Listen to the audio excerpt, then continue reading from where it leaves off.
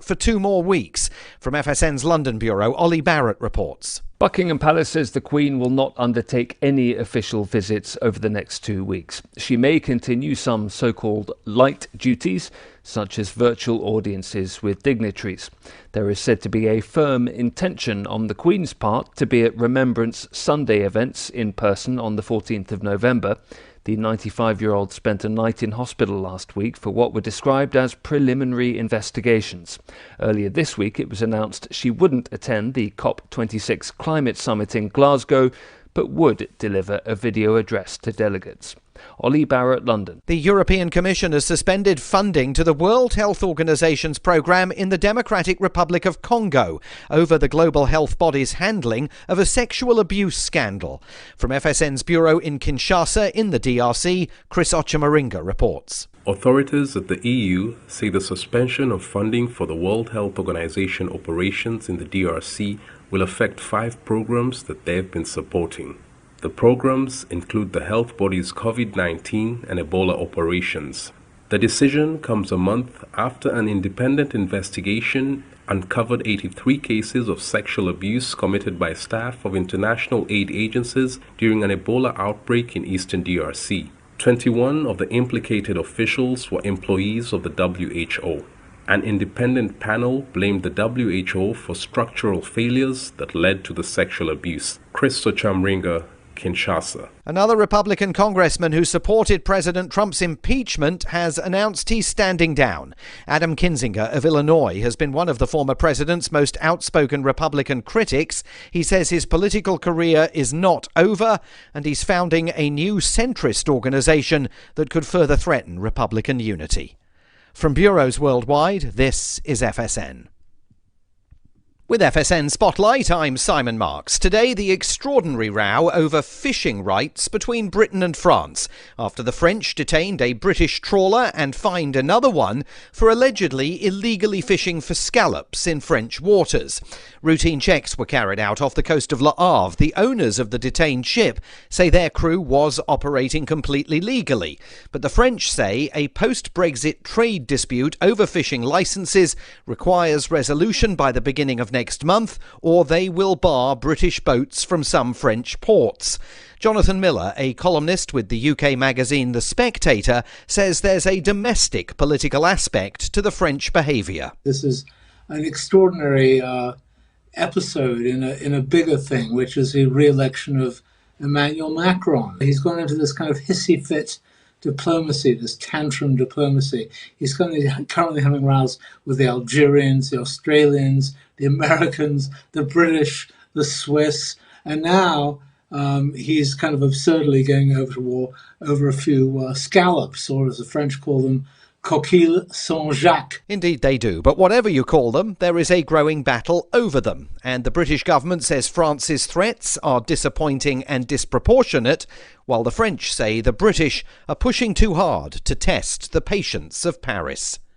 The main news again, President Biden says his government was clumsy in its handling of a controversial submarine deal with Australia that led France to withdraw its ambassador from Washington. Britain's Queen Elizabeth has been advised to drop all public engagements and rest for 2 more weeks, and the EU has suspended funding to the World Health Organization's programme in the Democratic Republic of Congo over a sexual abuse scandal. There's more from us on Twitter @FeatureStory. And that is the latest Feature Story news. Simon Marks reporting. This is the Onion Week in Review. Apparently oblivious of the dismal fiscal climate, local dog Digby is wolfing down kibble as if the United States isn't in a goddamn economic crisis. Sources say the shockingly selfish 4-year-old German Shepherd appears callously unswayed by the constant stream of gloomy market forecasts and continues gorging on brand-name pet foods, milk bones, and table scraps as if the U.S. unemployment rate hasn't been above 8% for the past 3 years. Here we are tightening our belts while this dog scarfs down bowl after bowl like the Dow Jones Industrial Average has gone through the goddamn roof or something. You'd think that he'd think twice since U.S. credit rating's been downgraded, but Digby doesn't give a damn. Ain't that right, Digby? You don't give a flying f***, do you? The Onion solemnly bids farewell to the 22 crew members who perished during the production of today's Week in Review. You will be missed. For more, visit theonion.com/newsbeat. This is the Onion News Network.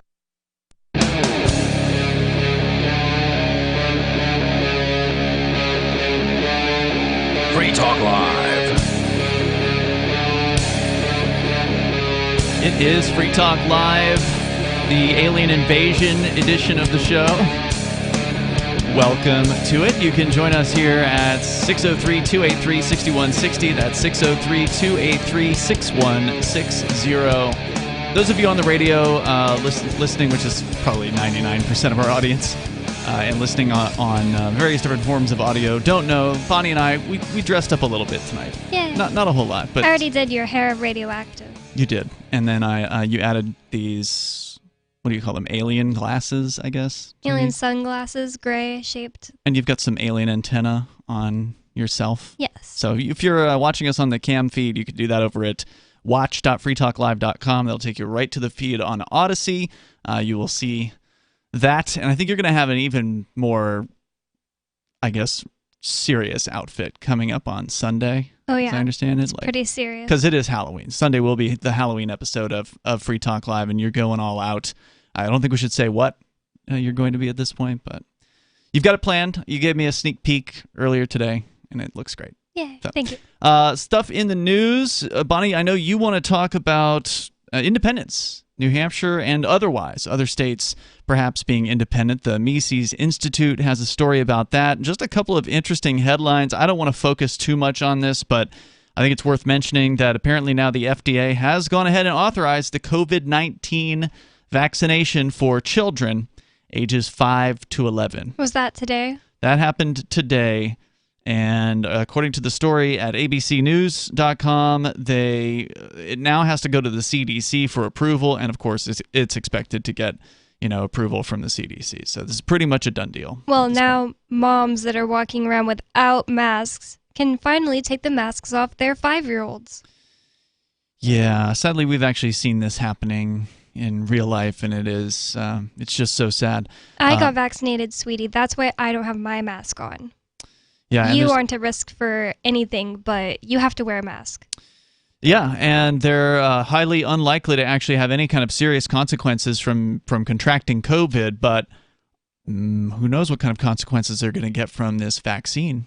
That, to me, seems like a really bad plan, but some of these parents want this. In fact, there's some parents who are complaining online about New Hampshire being the first, maybe, the only thus far state to reject $27 million in COVID vaccination, basically bribe money from the federal government. That happened a couple of weeks ago, but they're still complaining about it online now because they want the New Hampshire state government to have all this money with which to foist more vaccines on children specifically. I don't see why vaccines are so expensive that if somebody wants one, they can't just pay for their own vaccine. It's like a one-time shot, maybe a two-time shot. Yeah, I don't know what they actually cost. I've obviously never looked into it because I have no interest. Probably not unaffordable for the average person when there's flu shots every single year that people get. Right. Well, I mean, look, if it's supposedly a method of saving yourself from this certain death, the doom of COVID-19, then it would be worth, a couple $100. Sorry, I'm buying my flat screen TV. I can't save myself from the ultra deadly coronavirus that I'm terrified of. Yeah. So anyway, that's happening. Now they're going to be forcing this thing on unwitting children who, look, I mean, they can't make decisions like this for themselves, so they're unfortunately going to be subjected to this by these cowardly parents. In fact, I made a statement to one of them on Twitter today saying, hey, look, she was complaining that, tens of thousands of parents in New Hampshire are upset because they can't get this vaccine with government assistance.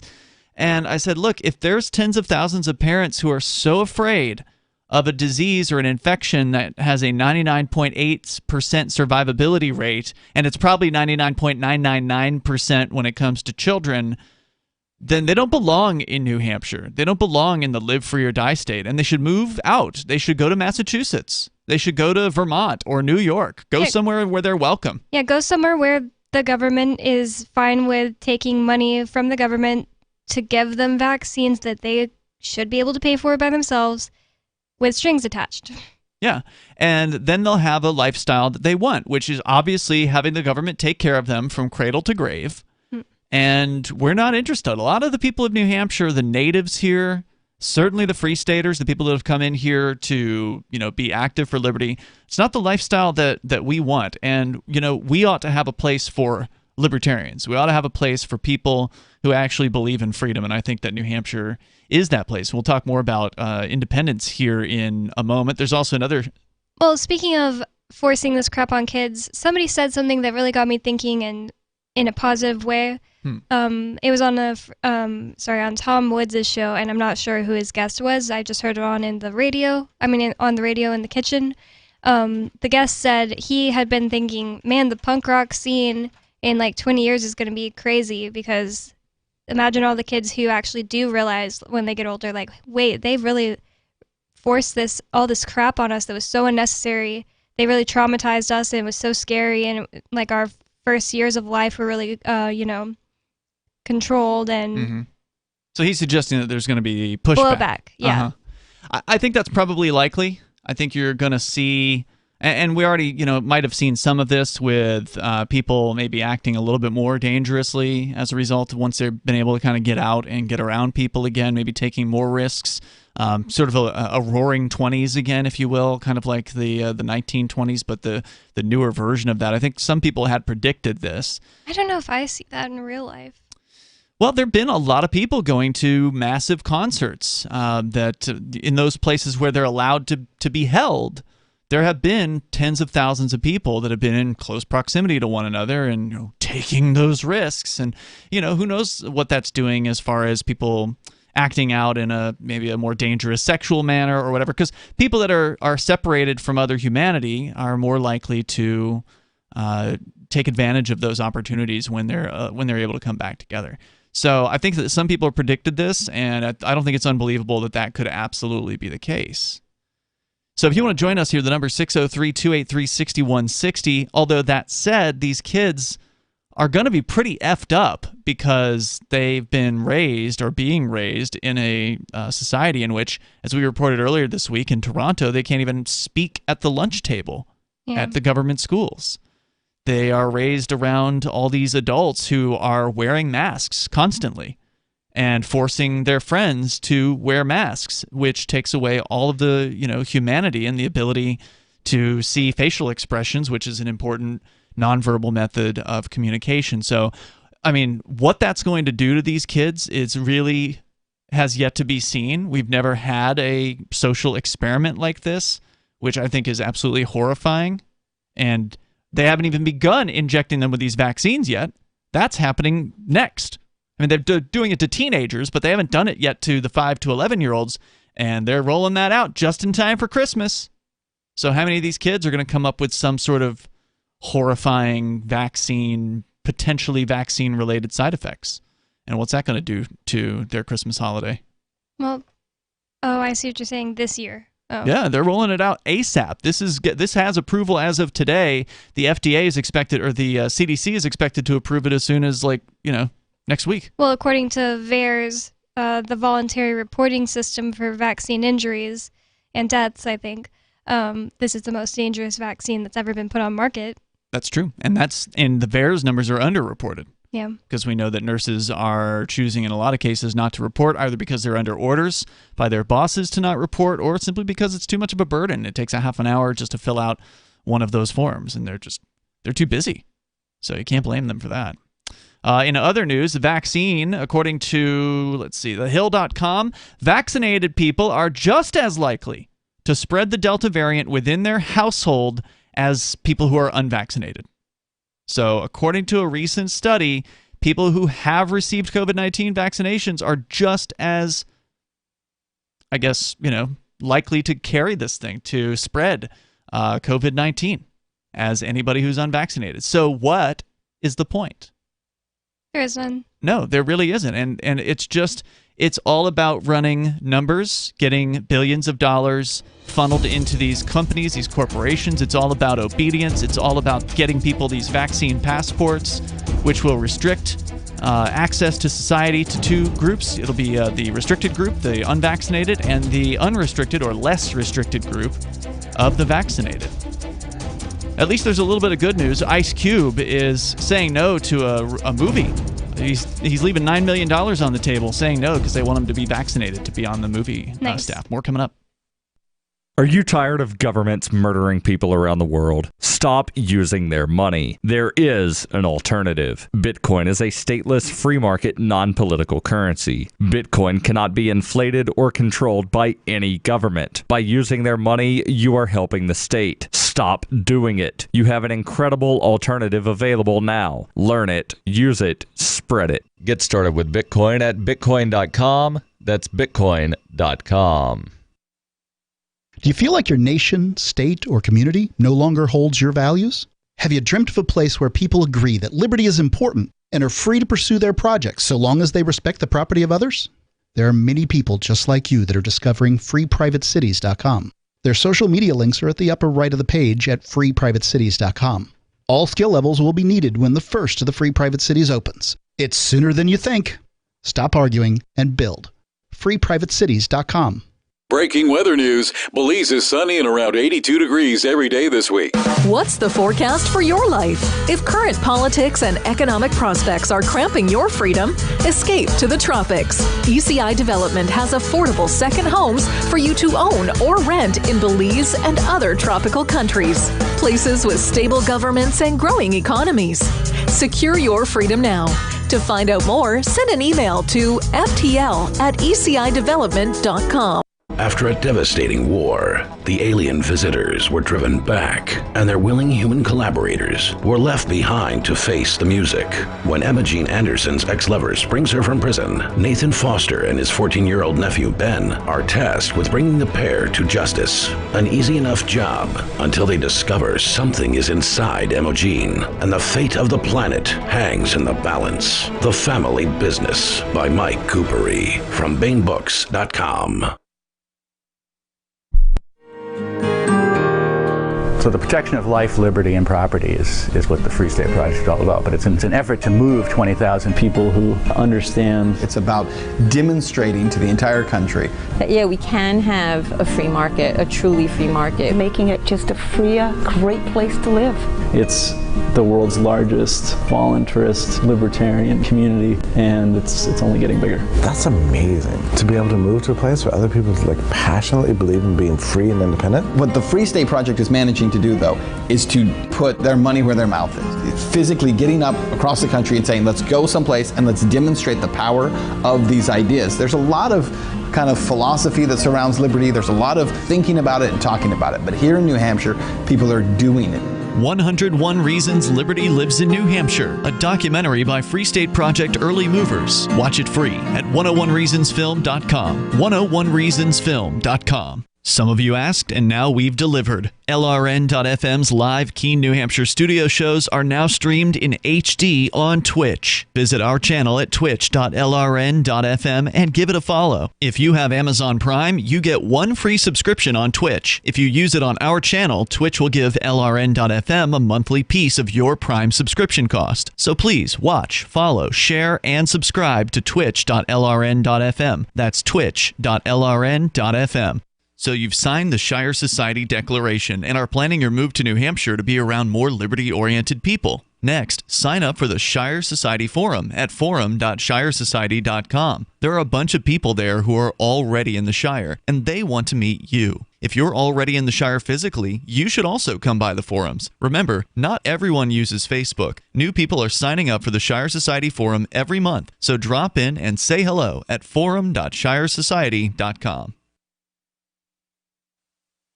Got Telegram? You can follow our channel there and discuss show prep with other listeners at telegram.freetalklive.com.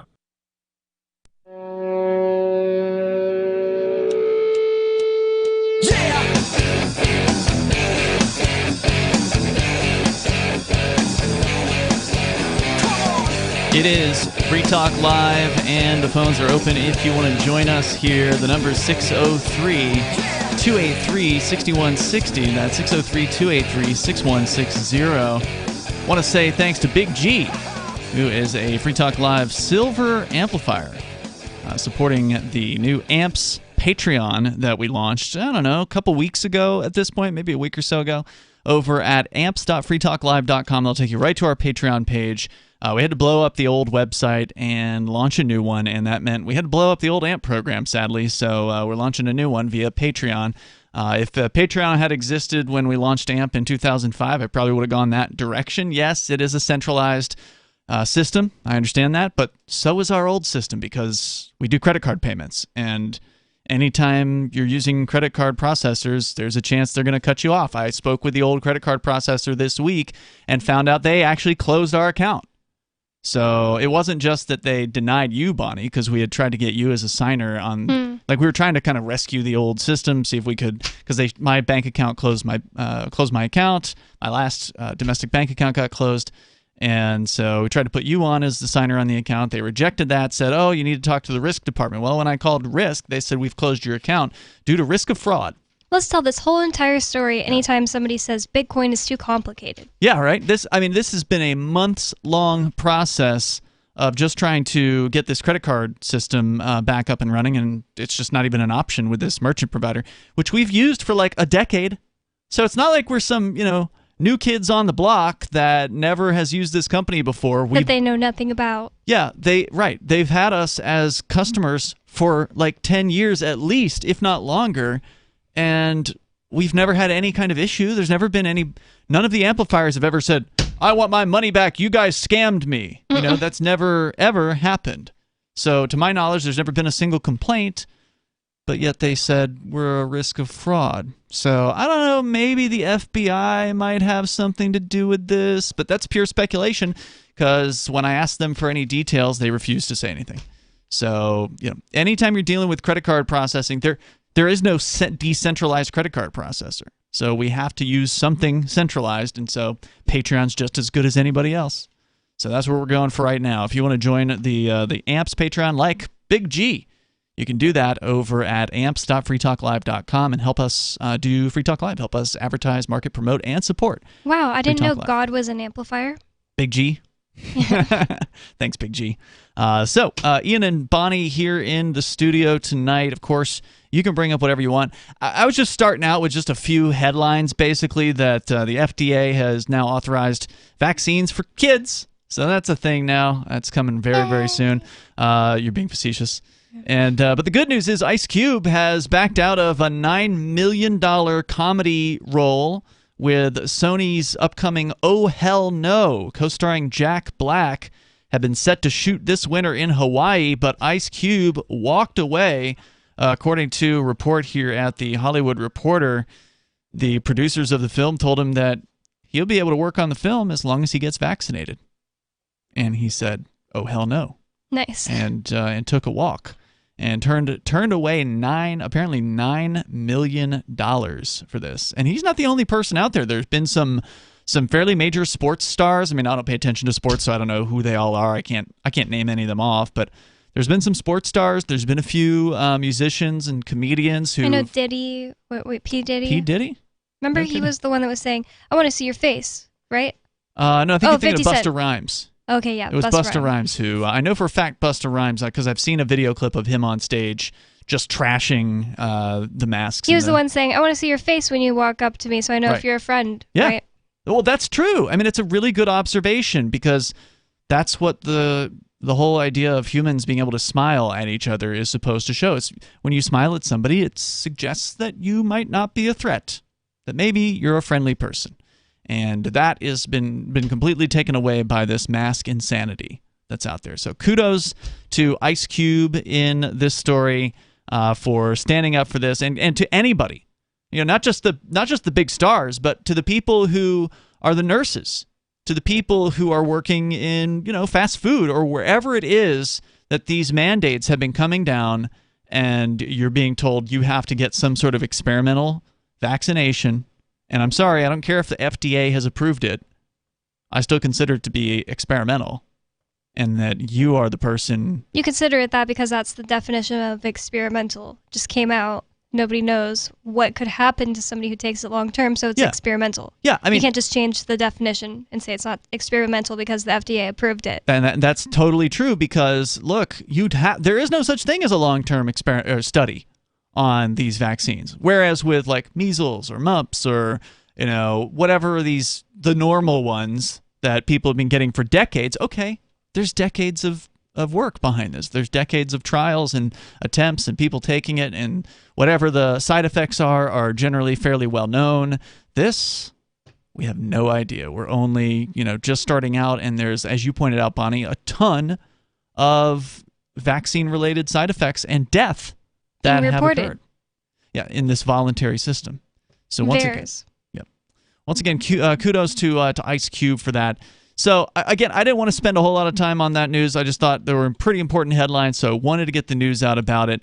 Bonnie, I know you wanted to talk about independence here tonight. It's been in the news. Last night we discussed the study that showed 68% of New Hampshire voters are in favor of, not in favor of secession. That wasn't asked. They believe the U.S. is on the wrong track.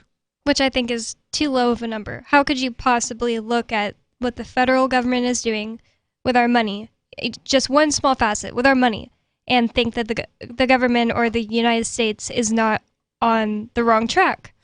68% is too low. Well, there's the partisan reality that whatever party's in the halls of power in D.C., its members are going to buy in to whatever they're selling. So if the Democrats are in power... Yeah, if the Democrats are in power, then Democrats are in favor of war. If the Republicans are going to war, all of a sudden the Democrats are anti-war.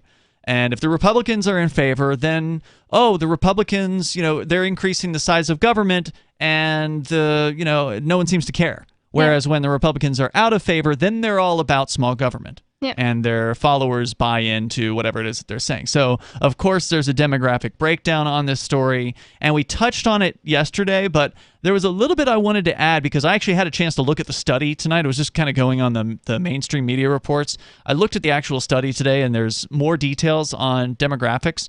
What's interesting here is that 73% of 18 to 34-year-olds say that the country's on the wrong track. Interesting. Yeah, so more than the average, which was 68%, was the overall number for New Hampshire. 73% of 18 to 34-year-olds and 70% of 35 to 54-year-olds. So it's only the old people dragging it down. Correct. Old people, 55 to 64, it was 67%, and then 63% of 65 plus. So I don't want anything to change. I think we're just fine. Well, I'm old. The good news is, Bonnie, those people are going to pass away at some point. And then the younger people who are in favor of more of them, by the way, and you've got a story about independence and secession coming up here. And in that story, it mentions studies that have very similar results for young people and specifically asking about secession. Young people are more interested and supportive of secession as well. And we'll share that with you coming up here in moments. You can join us. It's Free Talk Live. Free Talk Live's video archives have been on LBRY for years. LBRY is an uncensorable, decentralized, blockchain-based media sharing protocol, and we're big fans of it here on Free Talk Live. In 2020, LBRY launched Odysee, a video sharing website to compete with YouTube, and it's really taking off, now with over 1 million channels, many of whom are disaffected YouTube creators. During YouTube's crackdown for not towing the government line on COVID, the Free Talk Live YouTube channel started receiving strikes and could be completely taken down at any moment. Thankfully, Odysee started offering live streaming, so we're now streaming live every night and posting our video archives permanently to Odysee. You can watch live or anytime on our Odysee channel by visiting video.freetalklive.com. If you want to go all in, download the desktop app at lbry.com, and then every video archive you watch, you'll help seed and keep it online forever. At minimum, we ask you visit video.freetalklive.com and follow us on Odysee today. video.freetalklive.com. From Feature Story News in Washington, I'm Simon Marks. President Biden says his government was clumsy in its handling of a controversial submarine deal with Australia that led France to withdraw its ambassador from Washington. Meeting President Emmanuel Macron in Rome ahead of the G20 summit, the president indicated that he believed the French had been given fair warning that their agreement with Australia was about to be ripped up. He spoke off microphone in response to a reporter's question. I was under the impression that France had been informed long before that they would not be true. I honestly God would not believe that now. The White House has not disclosed who the president believed had given the information to France, nor whether it was a member of his own senior team. The President's Day began with a 90-minute Vatican meeting with Pope Francis. Climate change was high on the agenda. Britain's Queen Elizabeth has been advised by her doctors to rest for 2 more weeks. From FSN's London bureau, Ollie Barrett reports. Buckingham Palace says the Queen will not undertake any official visits over the next 2 weeks. She may continue some so-called light duties, such as virtual audiences with dignitaries.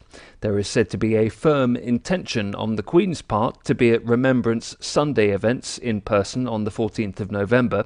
The 95-year-old spent a night in hospital last week for what were described as preliminary investigations. Earlier this week, it was announced she wouldn't attend the COP26 climate summit in Glasgow, but would deliver a video address to delegates. Ollie Barrett, London. The European Commission has suspended funding to the World Health Organization's programme in the Democratic Republic of Congo over the global health body's handling of a sexual abuse scandal. From FSN's bureau in Kinshasa in the DRC, Chris Ochamaringa reports. Authorities at the EU say the suspension of funding for the World Health Organization operations in the DRC will affect 5 programs that they have been supporting. The programs include the health body's COVID-19 and Ebola operations. The decision comes a month after an independent investigation uncovered 83 cases of sexual abuse committed by staff of international aid agencies during an Ebola outbreak in eastern DRC. 21 of the implicated officials were employees of the WHO. An independent panel blamed the WHO for structural failures that led to the sexual abuse. Chris Ochamaringa, Kinshasa. Another Republican congressman who supported President Trump's impeachment has announced he's standing down. Adam Kinzinger of Illinois has been one of the former president's most outspoken Republican critics. He says his political career is not over, and he's founding a new centrist organization that could further threaten Republican unity. From bureaus worldwide, this is FSN. Our Matrix server is about as free as internet chat can be. Join the existing rooms or create your own at chat.freetalklive.com.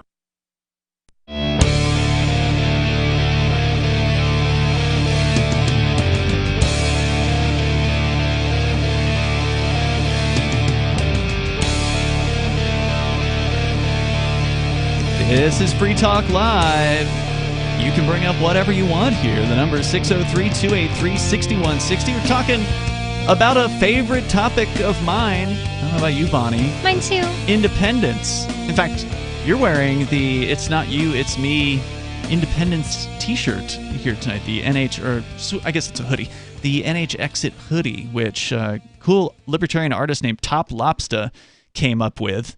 And I like it. It shows the United States, like an image and sort of like outline image of the U.S., and then there's like a little white carve-out, if you will, where New Hampshire is on that particular map. And then there's New Hampshire sort of set aside from that. It says, it's not you, it's me. And it's a pretty cool little design, so we ordered some hoodies, matching hoodies, for you and I. Yep, but you took yours off because you didn't want to match me. It's too warm in here tonight, but I appreciate you wearing it, and I've already gotten one compliment about it. If you want to order the same hoodie, you can. There's a link over at nhexit.us. You probably have to scroll down a little ways before you find the article about it, but there is a link there to those hoodies. And there's t-shirt versions, and for those of you in who aren't living in New Hampshire where it's not cold, if you want to support New Hampshire independence without living here, I guess you could order one if you wanted. Go to nhexit.us. And that's where I'm sharing some interesting numbers that I didn't have last night when we were talking about the 68% of registered voters in New Hampshire in a scientific poll by St. Anselm College, who said that the country's on the wrong track. I didn't have the details showing that actually younger voters are more likely than older voters to say the country's on a wrong track. I did mention that Republicans are 95% saying the country's on the wrong track in New Hampshire. 74% of undeclared voters say the country's on the wrong track, and that's really important because undeclared voters are the plurality of New Hampshire voters. Now, for those that don't know, a plurality means that they are not the majority, but there's more undeclared voters than there are Republican voters. and there's more undeclared voters than there are Democratic voters. In fact, I've got the statistics just in case you might be curious. 28.16% of the registered voters in New Hampshire are Democratic Party. 30.46% are Republican Party.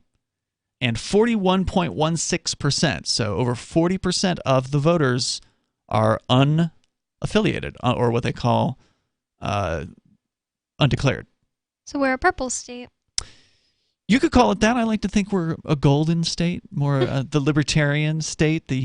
And certainly as more freedom-loving people come here, then it's going to become more and more pronounced. The people who hate freedom, the people who love the state, they're freaking out over what is happening here. And, you know, I was thinking about this recently because of all the stuff people have been saying to you on Twitter.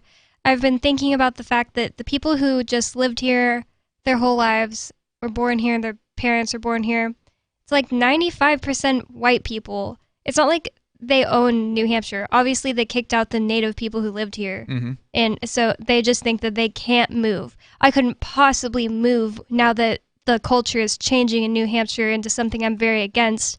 I just think that's a crazy way of thinking when you're not even like the native people who lived here. Yeah, a lot of the people who are the statists in New Hampshire are actually not natives. They came from somewhere else. And they can go back to somewhere else. It's just, I always see, like, I'm from here. I mean, like, you don't own the land. And if it's changing, it's changing. Yeah, and if don't you want to be happy? Yeah. So I'll give you an example here. I sort of mentioned it on the air, but I didn't specifically say what this person said. Her name is Caitlin Rollo, and she's at Caitlin with a C, Caitlin Rollo on Twitter. She's responding to the news that a guy from the Union Leader reporter posted on, he tweeted this. He said, New Hampshire House Majority Leader Jason Osborne, who's a Free Stater, by the way. There's an actual Free Stater who's the Majority Leader of the New Hampshire House, which is an amazing success story for politics, right? And a former Free Talk Live. Longtime Free Talk Live supporter, an advertiser. He said, quote, "It's insulting that Washington believes Granite Staters are not informed enough to make their own healthcare decisions and oppose this chaotic administration and authoritarian repression." Nice. So that's what he was saying, I presume, about the vaccine mandates and such. Yeah, maybe the FDA vote. Yeah, I think it's the vote because, no, not the FDA vote. I think it sounds to me like he's talking about that New Hampshire voted 4-1, I think. The Executive Council. Yeah, in that case. They voted to not take $27 million from the federal government. The reason I think that is because most of that money was going to go towards propaganda campaigns to educate people so they'll get vaccinated. So propagandize people to take an experimental shot. Yep, and so this Caitlin Rollo responds saying, "Meanwhile, tens of thousands of parents in New Hampshire are wondering if their kids will have timely access to vaccines due to the chaos created in all of our communities by the New Hampshire GOP Governor, Council, Senate, House, and Majority Leader Osborne's Free Stater friends. Hashtag NHPolitics." Where'd she get that number, tens of thousands, anyway? Who knows? They don't come out and protest, ever. Of course not.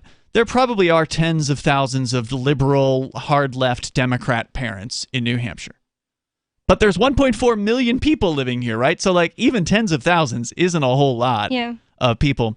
And so I said, people who are so cowardly they can't face down an infection with a 99.8% survivability rate don't belong in the Granite State. Massachusetts, Vermont, and New York will take them all. And she writes back, she says, "Perfect snippet of the extremist Free Stater mentality of which Representatives Osborne, Edwards, McGuire, Sylvia, Abramson, Ammon, etc. are all part of. They all moved here with a nefarious political agenda and are now telling those of us that don't agree to move. Hashtag NHPolitics." Why would you want to stay? And that's the thing. If you hate it so much. Yeah, I mean, look, I get it. New Hampshire's a pretty place. There's no doubt. Like, you've acknowledged you think that New Hampshire is a very beautiful place. Bonnie, you told me that you think it's prettier than anywhere else you've lived. It has a way prettier fall. It's gorgeous, and the spring's absolutely splendid. Utah is so beautiful, but it just turns gray and dreary in the fall. Well, it's going to turn gray here in the wintertime, but... yeah, but it's not, like, literally 8 months of the year. True. And I think winter's got its own beauty, personally. But, look, lady, if you want to keep the New England beauty in your life, just move to Vermont. It's not that different, It's actually, Vermont was part of New Hampshire at one time, and I believe it seceded from New Hampshire, if I recall correctly, like way, way back. So if you want a more hard left place, Vermont is the place to go. If you want even more government in your life, get down to Massachusetts. And if you want a total empire to take care of you from, cradle to grave, New York is just a couple hours to the west. So all of those places, people like this woman would be much happier. So I do hope that she ends up going there. So another couple interesting points here about the people that are saying in a recent study that was conducted, by the way, in October. So just within the last week or so, that this study was done on 1,323 New Hampshire registered voters. 68% of them said the country's on the wrong track. Younger voters are more likely to say the wrong track, and also more likely to say wrong track were those with less than a college education. So if you are college indoctrinated, if you've been to these government-run indoctrination camps all the way through graduate school, well, then only 58% say that the government or the U.S. is on the wrong track.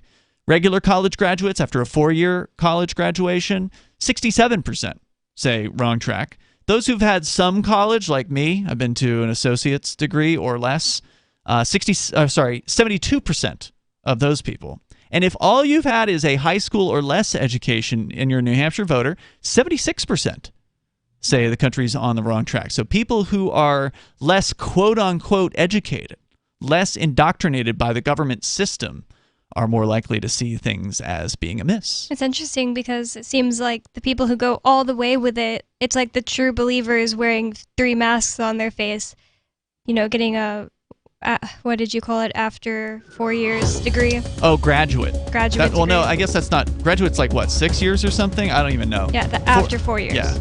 So if you want to join us here, 603-283-6160 is the number. There's been actually a couple interesting comments in the chats. I want to share a couple of those coming up, and then we'll get into your story, Bonnie, which is about independence.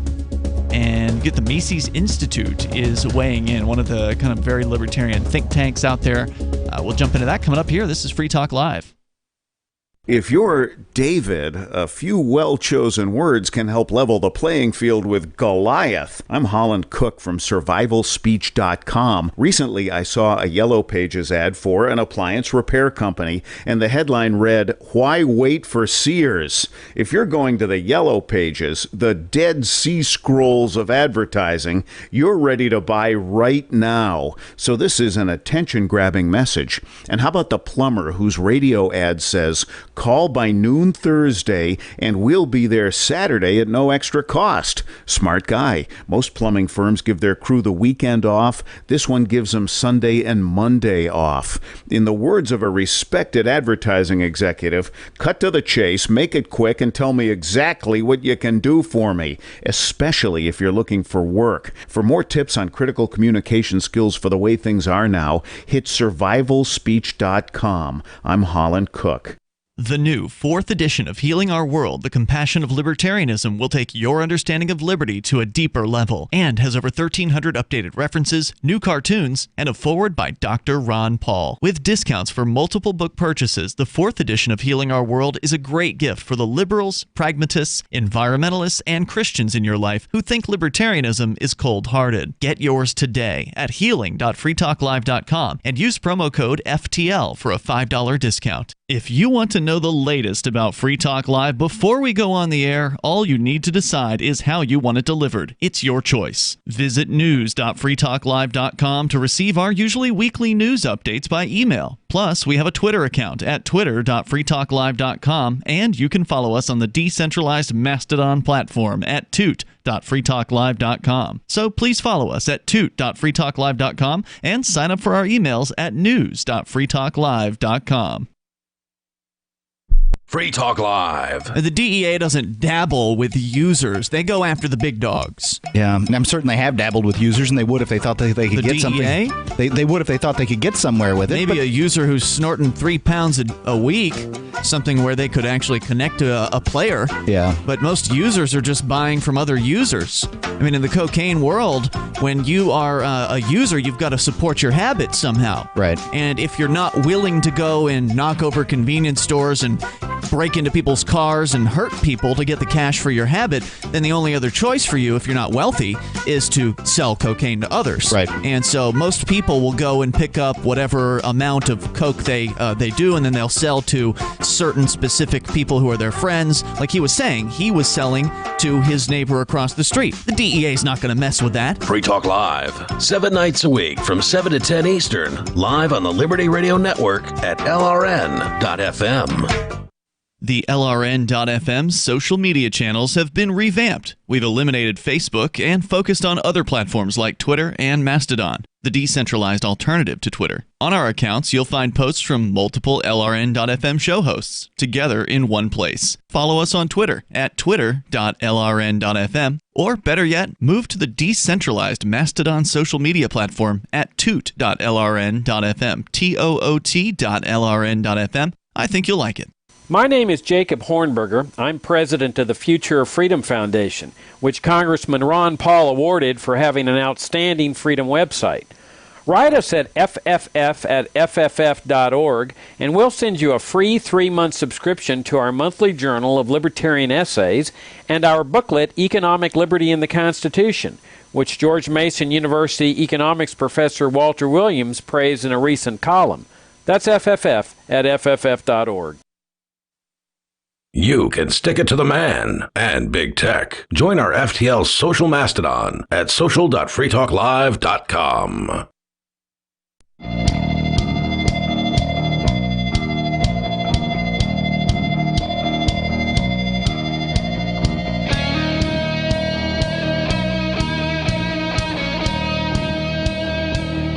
This is Free Talk Live. Joining you in the studio tonight, it's Ian. And Bonnie. And we're brought to you by Bitcoin.com. Great source to learn about cryptocurrency. You can go there and click on Get Started at the top of the page. And then you'll learn about stuff. You can spend, 3 minutes, 5 minutes, 20 minutes, as much time as you want. And if you've only got a few minutes, just watch that first video and you'll get the basics down about Bitcoin and Bitcoin Cash, two of the more important cryptos out there for you to learn about. And you'll learn about what makes cryptocurrency like Bitcoin important, what makes it special, what makes it unique, what makes it this financially important technology that has changed the face of finance permanently. Why? Go to Bitcoin.com, click Get Started, and start the process of learning about cryptocurrency. It's not too late. It's definitely not too late. This tech is going to be with us for a very long time. And you can also get the latest news headlines over at Bitcoin.com. They've got a great news site updated daily with fresh stories from across the world. Go to news.bitcoin.com.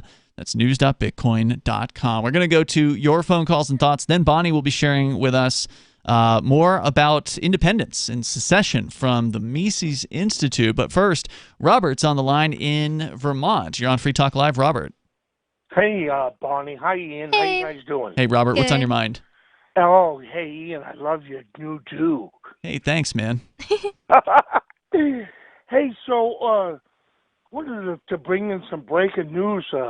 Video I saw today that came out on YouTube. Our friends at Press NH was over in Charlestown, New Hampshire the other day, and he was in the town hall office, and he was getting a request for some information, and the janitor inside the building there grabbed him and threw him out the street. Wait, Wow. where was this? New Hampshire? Charlestown, New Hampshire. Oh. Yeah, which is about 25 miles away from you guys. Yeah, I mean, it was like, wow, I was shocked. I mean, this is the second time that this has happened to this guy. It happened to him up in Maine about 2 months ago, where he was grabbed and thrown off property. Well, that just brings new life to the fact that we're always saying everyone down to the dog catcher who joins the government wants to have power. Normally is the type of person that, wants power over other people. The janitor at the courthouse will physically assault someone and throw them out. And get away with it. I mean, guarantee you that janitor was not arrested by the police for doing that. No, well, but he wasn't arrested by the police because the police said that, well, we didn't see it happen. Even though it's on video, right? But if you got it on video, Yeah. then yeah, we want to see this. But if I went into Keene, New Hampshire, Monday morning, and I went up to the mayor's office and I grabbed him, by the neck, they'd be all over me. Oh yeah. You might get shot. You'd get felony if you if you survived it, you'd be getting a If felony I charge. survived, Yeah. But yet, this guy, was not arrested for what he did. I mean, it's you can see that it's one-sided. Sure. And this guy has been targeted in a lot of cases. You're referring to a guy named Press NH Now. That's his YouTube channel. And he is one of these First Amendment auditors, like our co-host Joa from Breaking the Flaw. They both do kind of similar things where they go to town halls and or other supposedly public functions or public places, and they just walk around with a video camera just to see how these bureaucrats will handle it. Rob, thanks for the call tonight, man. I appreciate hearing from you. The number, if you want to join us, is 603-283-6160. I wish him the best. I appreciate people like this. I mean, it's particularly ballsy to go alone. Like, if I know somebody is going to go and video record at a government facility, I want to go with them. I want to be there to back them up. I mean, I'm tethered to my house right now, so I can't do it personally. But Bonnie, you've gone, I think, to do this on at least one occasion. Aria, for instance, wanted to go somewhere, and I don't think you ended up going on that one, but Didn't end up happening. I went with Lumpy. That's right. Yeah, and that video has yet to be released, but at some point we will put it out there, and it's pretty entertaining. But when Lumpy went, who's one of our callers here to Free Talk Live, he went down to the City Hall in Keene, New Hampshire. Not only were you backing him up, but he had at least 2 other people. So I think there were 4 of you, maybe 5, that went into that office. There were 5 of us. Yeah, and at least 2 of you had video cameras going. So the more people that can witness the behavior of these people, the better. The more likely you are to be safe. If you're all alone in a situation like this, like these First Amendment auditors are, then you are at a more severe risk. So I'd say that most of the time the First Amendment auditors' videos serve to show that it's not public buildings, it's government-owned buildings. Correct. Yeah, that's a good point of clarification, Bonnie, because the government gang likes to use the word public as sort of a euphemism to when they're really talking about themselves. They use the word public to make it sound like they're being inclusive. Oh, this is a public meeting, or this is a public, it's for the public health. Why do you pay for this? Oh, because it's for the public. It's a public good.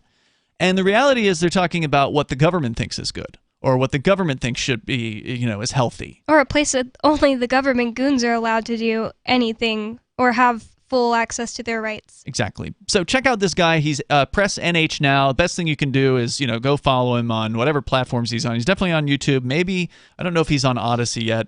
I know Joa, who's our co-host, is also on both of those platforms. So check them out. At Breaking the Flaw. At Breaking the Flaw. They do amazing work. I'm glad they're here in New Hampshire. The more of these guys, the better. But I wish that... And the thing is, they're so busy, they just go out and do this almost every day. So it would be hard, to gather a crowd of people on a daily basis, right? This is basically their job. This earns them some level of revenue. They get some level of support from the channel and the, advertising revenue or donations from their viewers. So obviously it's going to be hard to find, 3 to 5 people to tag along with them because you don't have enough money to pay them, and it's not going to be their full-time job. But that said, I think the more these guys can get back up, the better, and they really should put it out there as far as when they're going to do these things. They should at least announce it, I think. I mean, I realize that that avoids the surprise of just showing up, but if they just put the word out like, hey, I'm going to go to the Keene City Hall on Tuesday at noon, come on out if you want to back me up. And then at least if there's an arrest, and that does happen to these guys, then there's somebody there to record it. There's somebody there to send out the word as soon as possible about it. That's just my suggestion. They obviously can decide how to handle this stuff.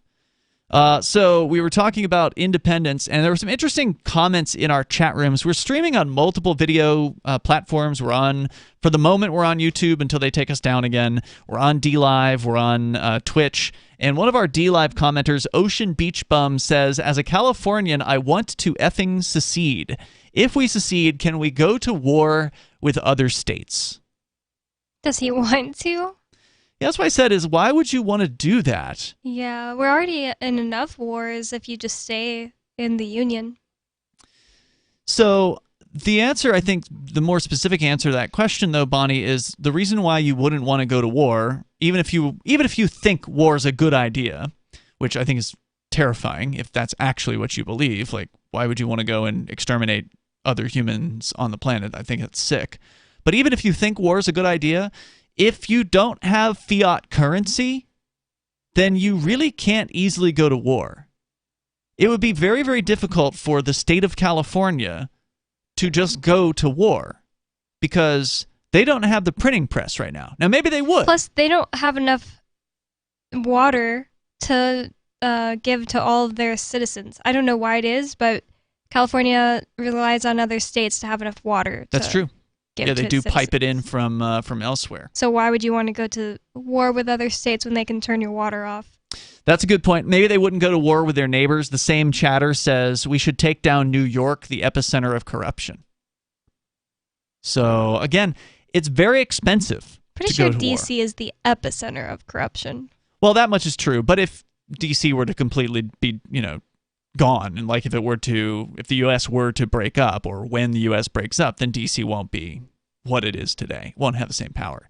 And New York likely will still be an absolute hellscape for people that, Or just let people who don't like freedom live their own lives in New York and do whatever you want to do in California. Yeah, I mean, I hate to break this to you, but New York and California ain't that different. Yeah. New York is number 50 on the Freedom in the 50 States chart, and California is number 49 as far as the least free places in the United States. But look, war is very expensive. Not only do you have to have the bombers and the tanks and all that, but you have to keep paying people and buying more bombs and more, explosives and things like that. Wouldn't it be better to just live your own peaceful life anyway? I agree there, but you really can't afford to go to war unless you have fiat currency where you can just print endlessly. Because then if you don't have fiat currency, you have to tax people to go to war, and I don't think your neighbors are going to want to support that. More coming up. Are you tired of governments around the world killing innocent people? Stop using their money. There is an alternative. Bitcoin is a stateless, free market, non-political currency. Bitcoin is money that cannot be inflated or controlled by any state. By continuing to use their money, you're perpetuating the killing. Stop doing it. You have an incredible alternative available to you now. Learn it, use it, spread it. Get started with Bitcoin at Bitcoin.com. It's Bitcoin.com. Do you feel like your nation, state, or community no longer holds your values? Have you dreamt of a place where people agree that liberty is important and are free to pursue their projects so long as they respect the property of others? There are many people just like you that are discovering freeprivatecities.com. Their social media links are at the upper right of the page at freeprivatecities.com. All skill levels will be needed when the first of the Free Private Cities opens. It's sooner than you think. Stop arguing and build. freeprivatecities.com. Is oral health important to you? If you don't like your own teeth, fresh breath, or kissing people, then by all means stop listening. Several years ago, I met Jessica Armand, founder and CEO of My Magic Mud, and I became passionate about the product that she created and never want to live without it. It's clinically proven to whiten teeth, but I find it does much more. They want you to love My Magic Mud as much as I do, so they're giving you a money-back guarantee plus 20% off. Go to mymagicmud.com and use coupon code FTL20 at checkout. mymagicmud.com, FTL20. There are lots of ways to listen to Free Talk Live. Our podcast has been around since podcasts began, and now the FTL feed is loaded with content besides our full show archives. Did you know that we make it easy for you to customize your podcast subscriptions? We have different feeds, one that includes only our full shows, one with just the Daily Digest, and our main feed that includes everything. You decide what you listen to. It's quick and easy to customize your feeds at feeds.freetalklive.com. That's feeds.freetalklive.com. You're listening to the live edition of Free Talk Live. Hour number 2 is next after the news here on the Liberty Radio Network at LRN.FM. From Feature Story News in Washington, I'm Simon Marks. President Biden says his government was clumsy in its handling of a controversial submarine deal with Australia that led France to withdraw its ambassador from Washington. Meeting President Emmanuel Macron in Rome ahead of the G20 summit, the president indicated that he believed the French had been given fair warning that their agreement with Australia was about to be ripped up. He spoke off microphone in response to a reporter's question. I was under the impression that France had been informed long before that they would not go through. I honestly thought they would not go through. The White House has not disclosed who the president believed had given the information to France, nor whether it was a member of his own senior team. The president's day began with a 90-minute Vatican meeting with Pope Francis. Climate change was high on the agenda. Britain's Queen Elizabeth has been advised by her doctors to rest for 2 more weeks.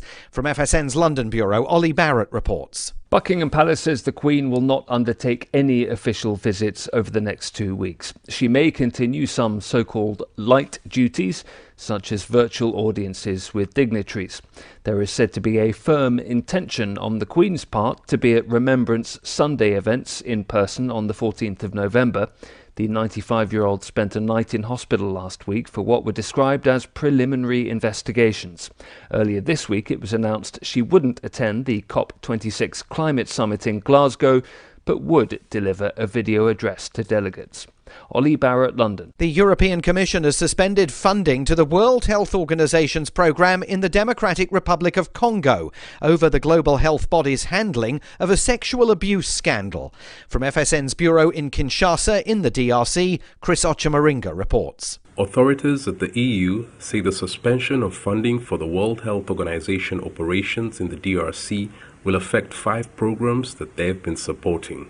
The programs include the health body's COVID-19 and Ebola operations.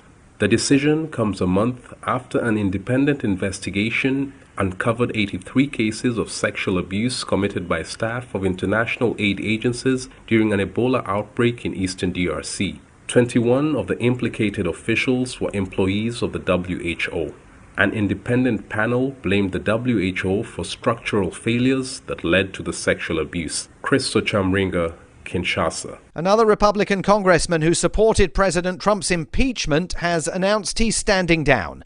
Adam Kinzinger of Illinois has been one of the former president's most outspoken Republican critics. He says his political career is not over, and he's founding a new centrist organization that could further threaten Republican unity. From bureaus worldwide, this is FSN. With FSN Spotlight, I'm Simon Marks. Today, the extraordinary row over fishing rights between Britain and France, after the French detained a British trawler and fined another one for allegedly illegally fishing for scallops in French waters.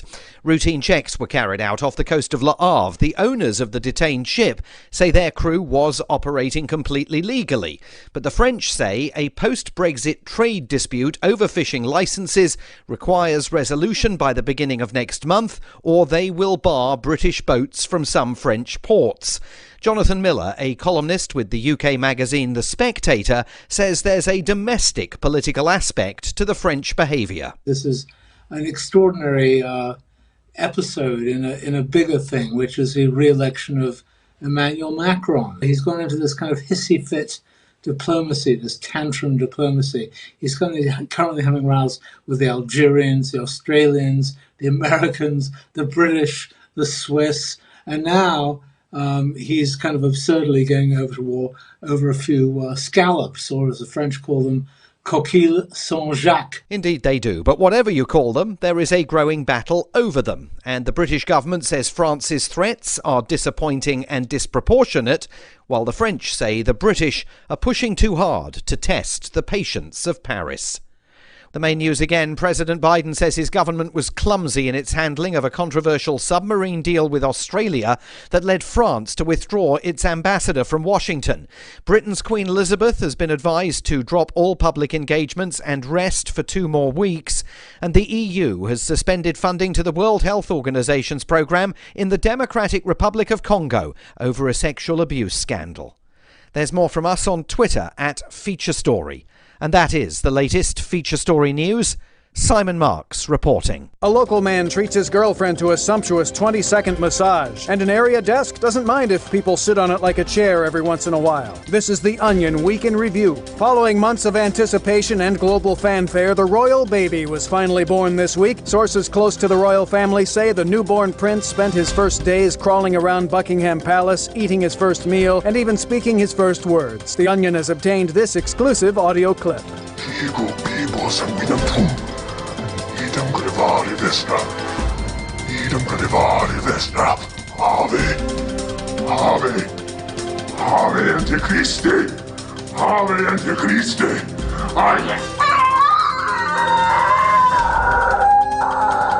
In other news, a man's annual 6-sentence conversation with his cousin goes smoothly, a generous improv troupe performs for free, and a pool owner has a bathing suit that touched his penis you can borrow. This is the Onion News Network.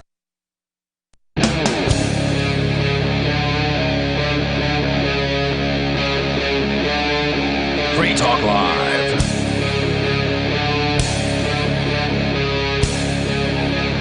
It's Free Talk Live. We're kicking off the second hour of the program. Open phones here if you want to join us. The number is 603-283-6160. That's 603-283-6160. Here in the studio tonight, you've got Ian. And Bonnie. Of course, you can take control of the airwaves, bring up what you want. Coming up, Austin, Texas.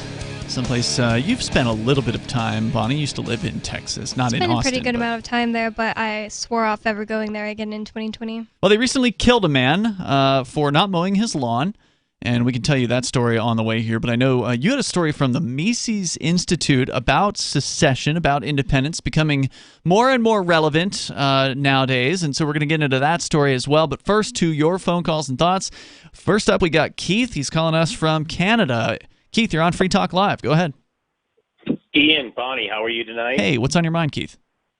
Well, I caught your feed on Odyssey, and thanks. Actually, I've been listening to you guys, well, your network for a long time, and that was, I think, with Mark Stevens, if you remember him. Oh, very well, yes. Mark Stevens, the author of Adventures in Legal Land, former host of the show called No State Project. Yes, sir. Yes, sir. That's right. I'd like to say those antenna accentuate Bonnie's eyes. Oh, thank you. That's very sweet. No, you caught me on the voting part and the state. Voting part? Date? What do you mean? Well, the state. The state. You're voting. You're voting for, I don't want to say anything bad, but your slave master. I know New Hampshire is quite a free state, even though I'm up in Canada. Mm-hmm. I'm aware of New Hampshire is lovely and beautiful, but I think we have to be careful of where, government's another religion. And absolutely it is. Right. And we have to be careful of, where you state freedom and government. I think there's a conflict there. Of course. I mean, to govern means to control. And so wherever there is government, wherever there is the state, then you don't have freedom. And obviously people who believe in voluntarism, that is to say that all human interaction should be consensual or voluntary, as I do, don't believe in the idea of government. And so, I mean, ideally, we should be able to get rid of the state entirely at some point. But unfortunately, we're not there yet. Our neighbors are not yet ready to accept that particular idea. I don't think we can push it quite that far. We don't have enough libertarian, voluntarist, anarchist types in one place to even make that reality possible. It's not even on the horizon yet of possibilities. But what is possible, I think, right now within the realm of possibility is secession, is a governmental area, a jurisdiction, political jurisdiction, declaring independence from a larger political jurisdiction and giving those people within it that much more say, that much more control over this particular terrifying concept known as the state. Yeah, I don't even think just living in a free state of New Hampshire would be the end goal. Mm-hmm. Oh, that's an excellent point. both of you. You took the words right out of my mouth. I don't think I have to say anything else. Yeah, it's a stepping stone. I mean, until we can actually have enough people take the ideas of liberty seriously, then we unfortunately we have to nibble around the edges of the state. That said, we are seeing some major success stories here in New Hampshire. As I mentioned earlier, the state House Majority Leader is a Free Stater here in New Hampshire. That is a huge political success story, and that is huge. And it happened to a guy who, knowing him personally, when he moved here, I don't think he had any intention to do that. Like he was a purebred anarchist. I mean, the guy's name, I think he named himself after a famous anarchist, like his online handle or whatever was named after like a famous anarchist thinker. He's very, very principled dude, Jason Osborne, and now he's the state, House Majority Leader, and he probably would end up being the Speaker of the House, except the guy that's there's been there longer. So, once that guy retires... Anyway, go ahead. Yeah. That's unheard of up here in Ontario. Right. Let me tell you, it's unheard of everywhere. It's unheard of because libertarians everywhere else, whether you be on Ontario, California, Florida, Texas, libertarians everywhere else are failures. They have never succeeded to do anything of any significance politically. Now, to be fair to the Libertarian Party, whether they be the Canadian one or the U.S. one, they have brought people to the ideas. I'm here now because of the Harry Brown presidential campaign in the year 1996 and 2000. So, I mean, they're not completely without merit, but they're not politically successful. Right. 100%. Right. Well, Keith, good, anything else? Good points. Yeah. Thaned man. No, you know what? I just like to... touch base and hey, while you're on with us, Keith, how are things in Ontario province? Is there a vaccine passport there, like in Quebec or Alberta? What's going on? Well, basically, it's no jab, no job. Oh, God. I've had a few interviews with, municipality for snow clearing this season that's coming. It's mandated that you must have the jab to have the job. To be outside shoveling snow, they need to make sure that... It's driving a big plow truck. Alone. Right? Yes. Yeah. Yeah. Right. And there's another job at GM plant. They're making the new GM pickup trucks in Oshawa, and I'm not sure if I have to have a jab for that or not, but I've been self-employed for about 30 years, and I've tried to... I'm trying to recreate myself and get in with the, so-called normal jobs. And you know what? You can't do it. Why would you want to? Is your self-employed thing not working out after 30 years? Well, no, because it's feast or famine when you're self-employed. Sure. Okay, there's no consistency with an income. That's true. That we all are required to, have a decent life. It was feast or famine. Well, of course, anybody who's had a job knows that there's no guarantee you're going to have a job tomorrow either. But that much, that much said, it can feel more reliable. But then again, plenty of people who've been working forever just lost their jobs because of these mandates. Now, is it a government mandate where it's no jab, no job, or is it just corporate Canada is just for the most part implementing this thing because they feel like it? It's not so that they feel like it. It's they have to go along with the narrative that the Ontario government says this has to happen, and if you all have employees there's more than 100 employees for that. So they're doing the same thing. So that's what they're doing here in the United States, or at least supposedly. There's been an announcement that. Same crap. Got it. All right. And what are your neighbors? Are there people who are going out and protesting? Are there unvaccinated clusters of people who are coming together to network and do things together, or what? Yes, there are networks that are trying to protest and putting up a fight, and I think there's a lot of court cases that are being put forward. People are learning how to use the judicial system, and I use that word lightly, to combat this. But again, you don't see this in the mainstream media where all the normies are, associated. Of course, they have the news, the CBC, the ABC type news.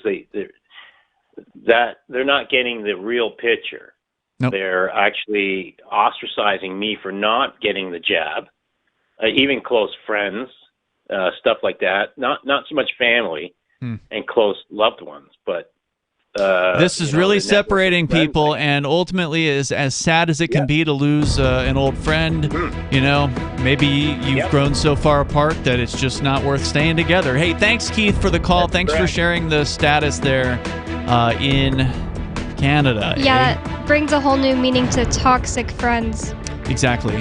Look, if you're not getting benefits from, both sides aren't benefiting from the relationship, it's time to break it up. And that's why we're going to talk about secession coming up here as well. Thanks, Keith, for the call. There's more coming up here. You can join us on Free Talk Live.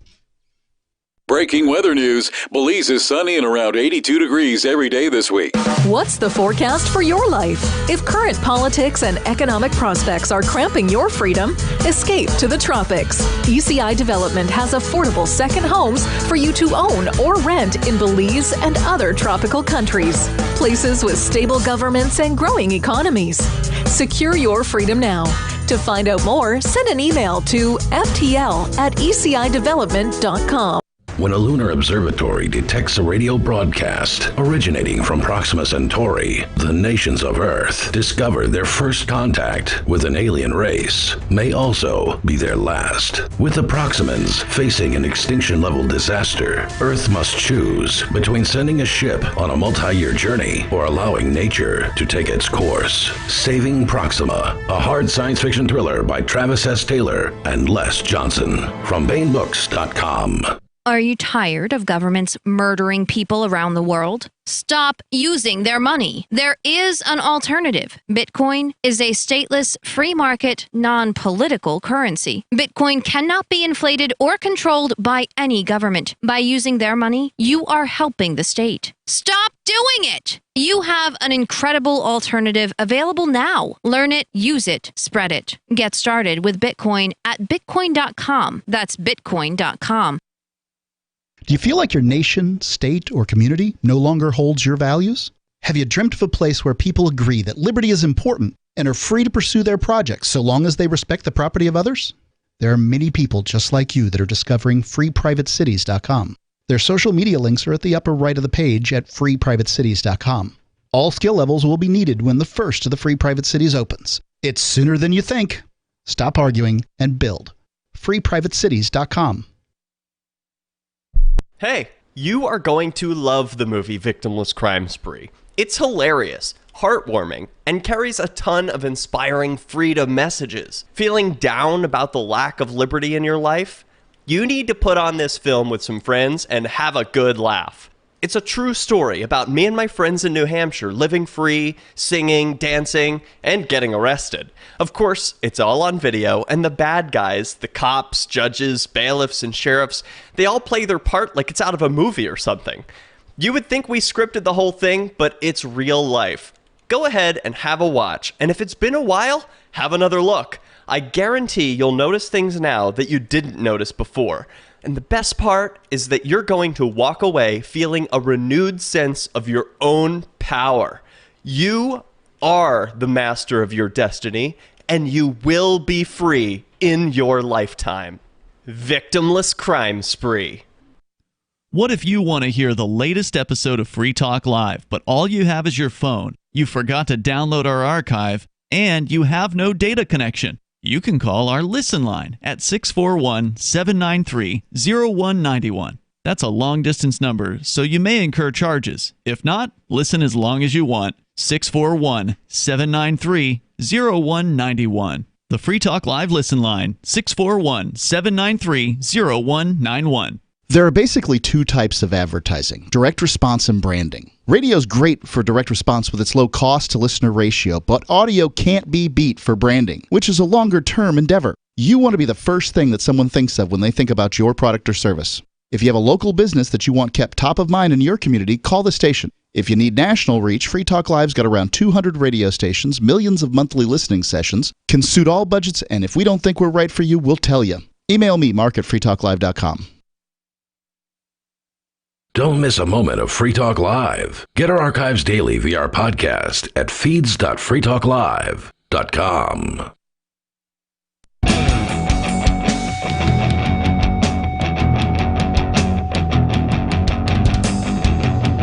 It is Free Talk Live.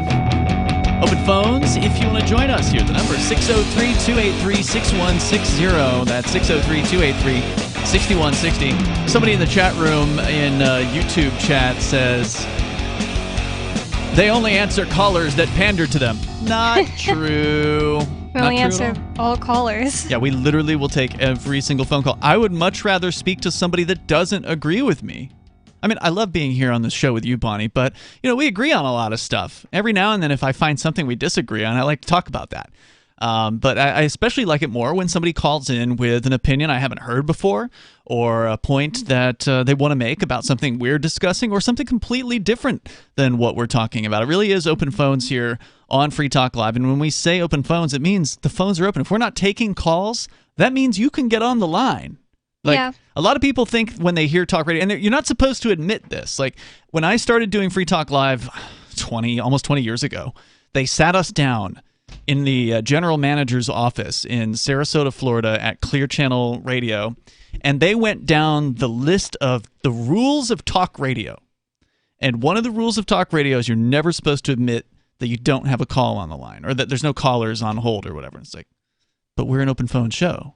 So it's pretty obvious. So to just be like, okay, now we'll start taking calls. I don't know. When it pops up or something. I don't know how you're supposed to handle something like that, but to me it just seems so dishonest. It's just stressing me out, so I'll get to them later. Yeah, I don't want to be dishonest with my audience, and it's like, look, we've got open phones here. Some days there's a lot, and some days there's none. And if you hear a lot of calls on the air, that probably means it's going to be a little harder to get through.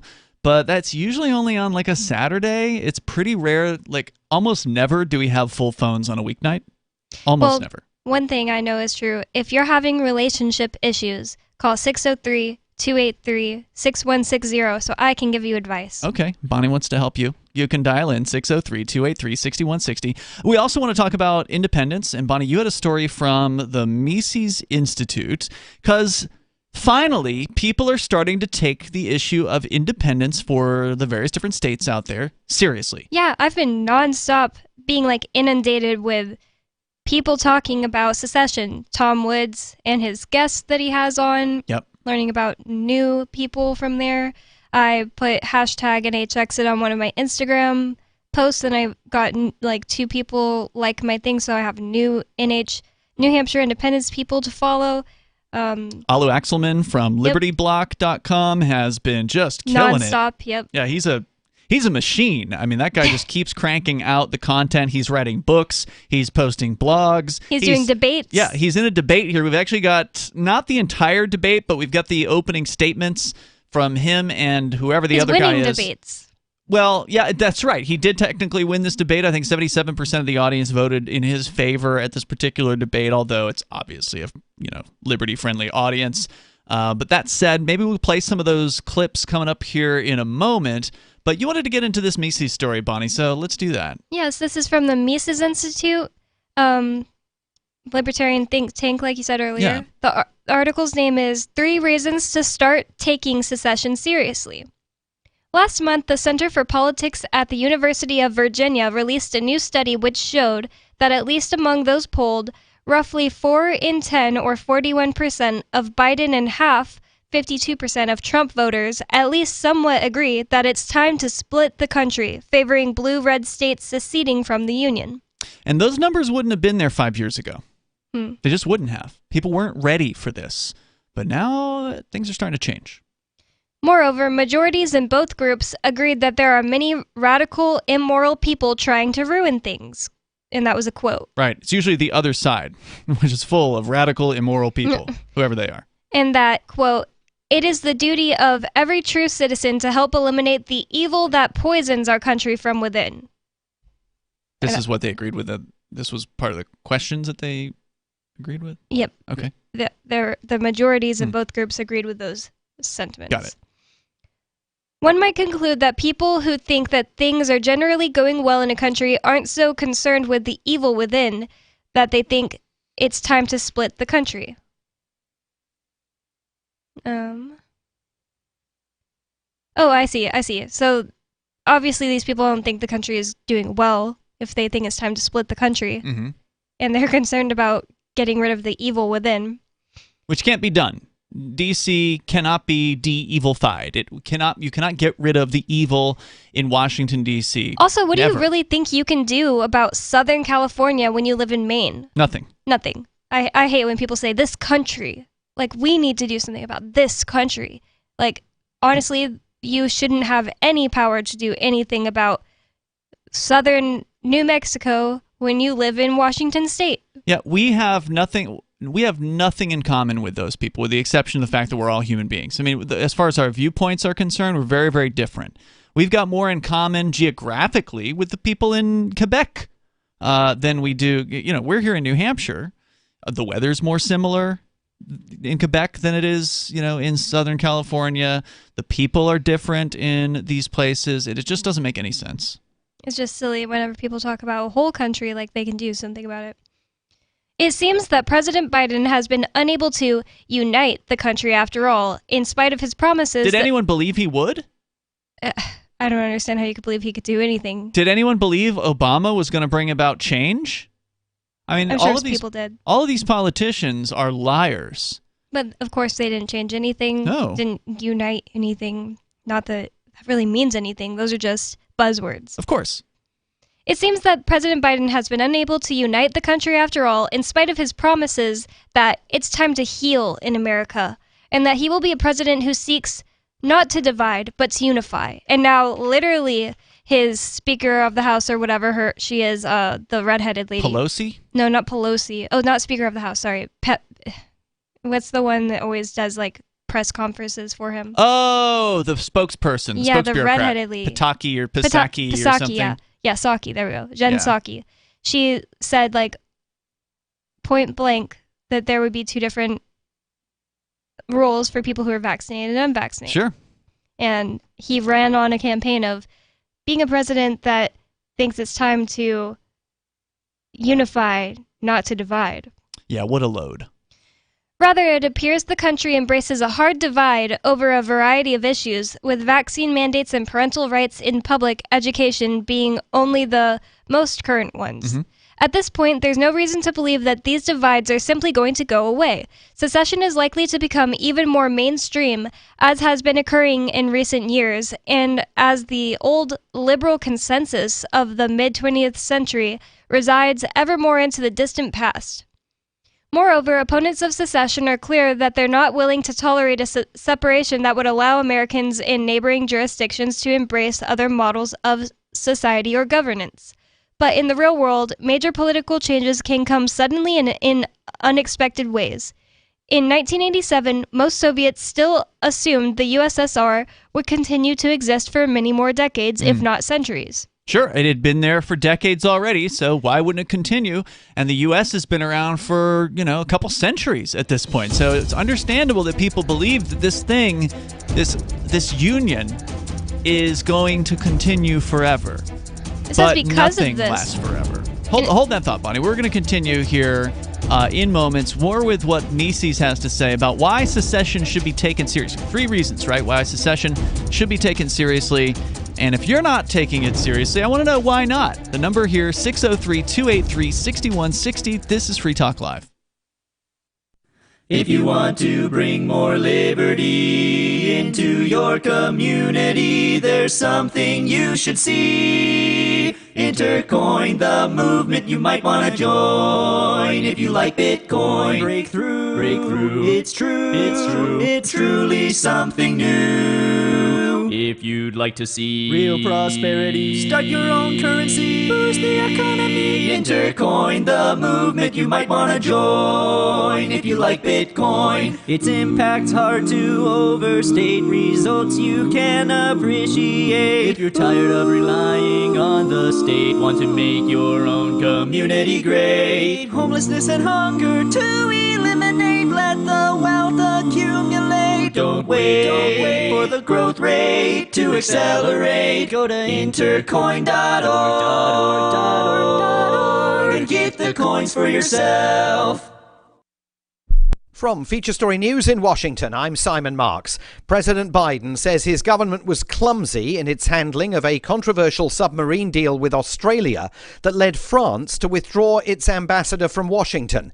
Meeting President Emmanuel Macron in Rome ahead of the G20 summit, the president indicated that he believed the French had been given fair warning that their agreement with Australia was about to be ripped up. He spoke off microphone in response to a reporter's question. I was under the impression that France had been informed long before that they would not going to. My honest to God would not going to. The White House has not disclosed who the president believed had given the information to France, nor whether it was a member of his own senior team. The president's day began with a 90-minute Vatican meeting with Pope Francis. Climate change was high on the agenda. Britain's Queen Elizabeth has been advised by her doctors to rest for 2 more weeks. From FSN's London bureau, Ollie Barrett reports. Buckingham Palace says the Queen will not undertake any official visits over the next 2 weeks. She may continue some so-called light duties, such as virtual audiences with dignitaries.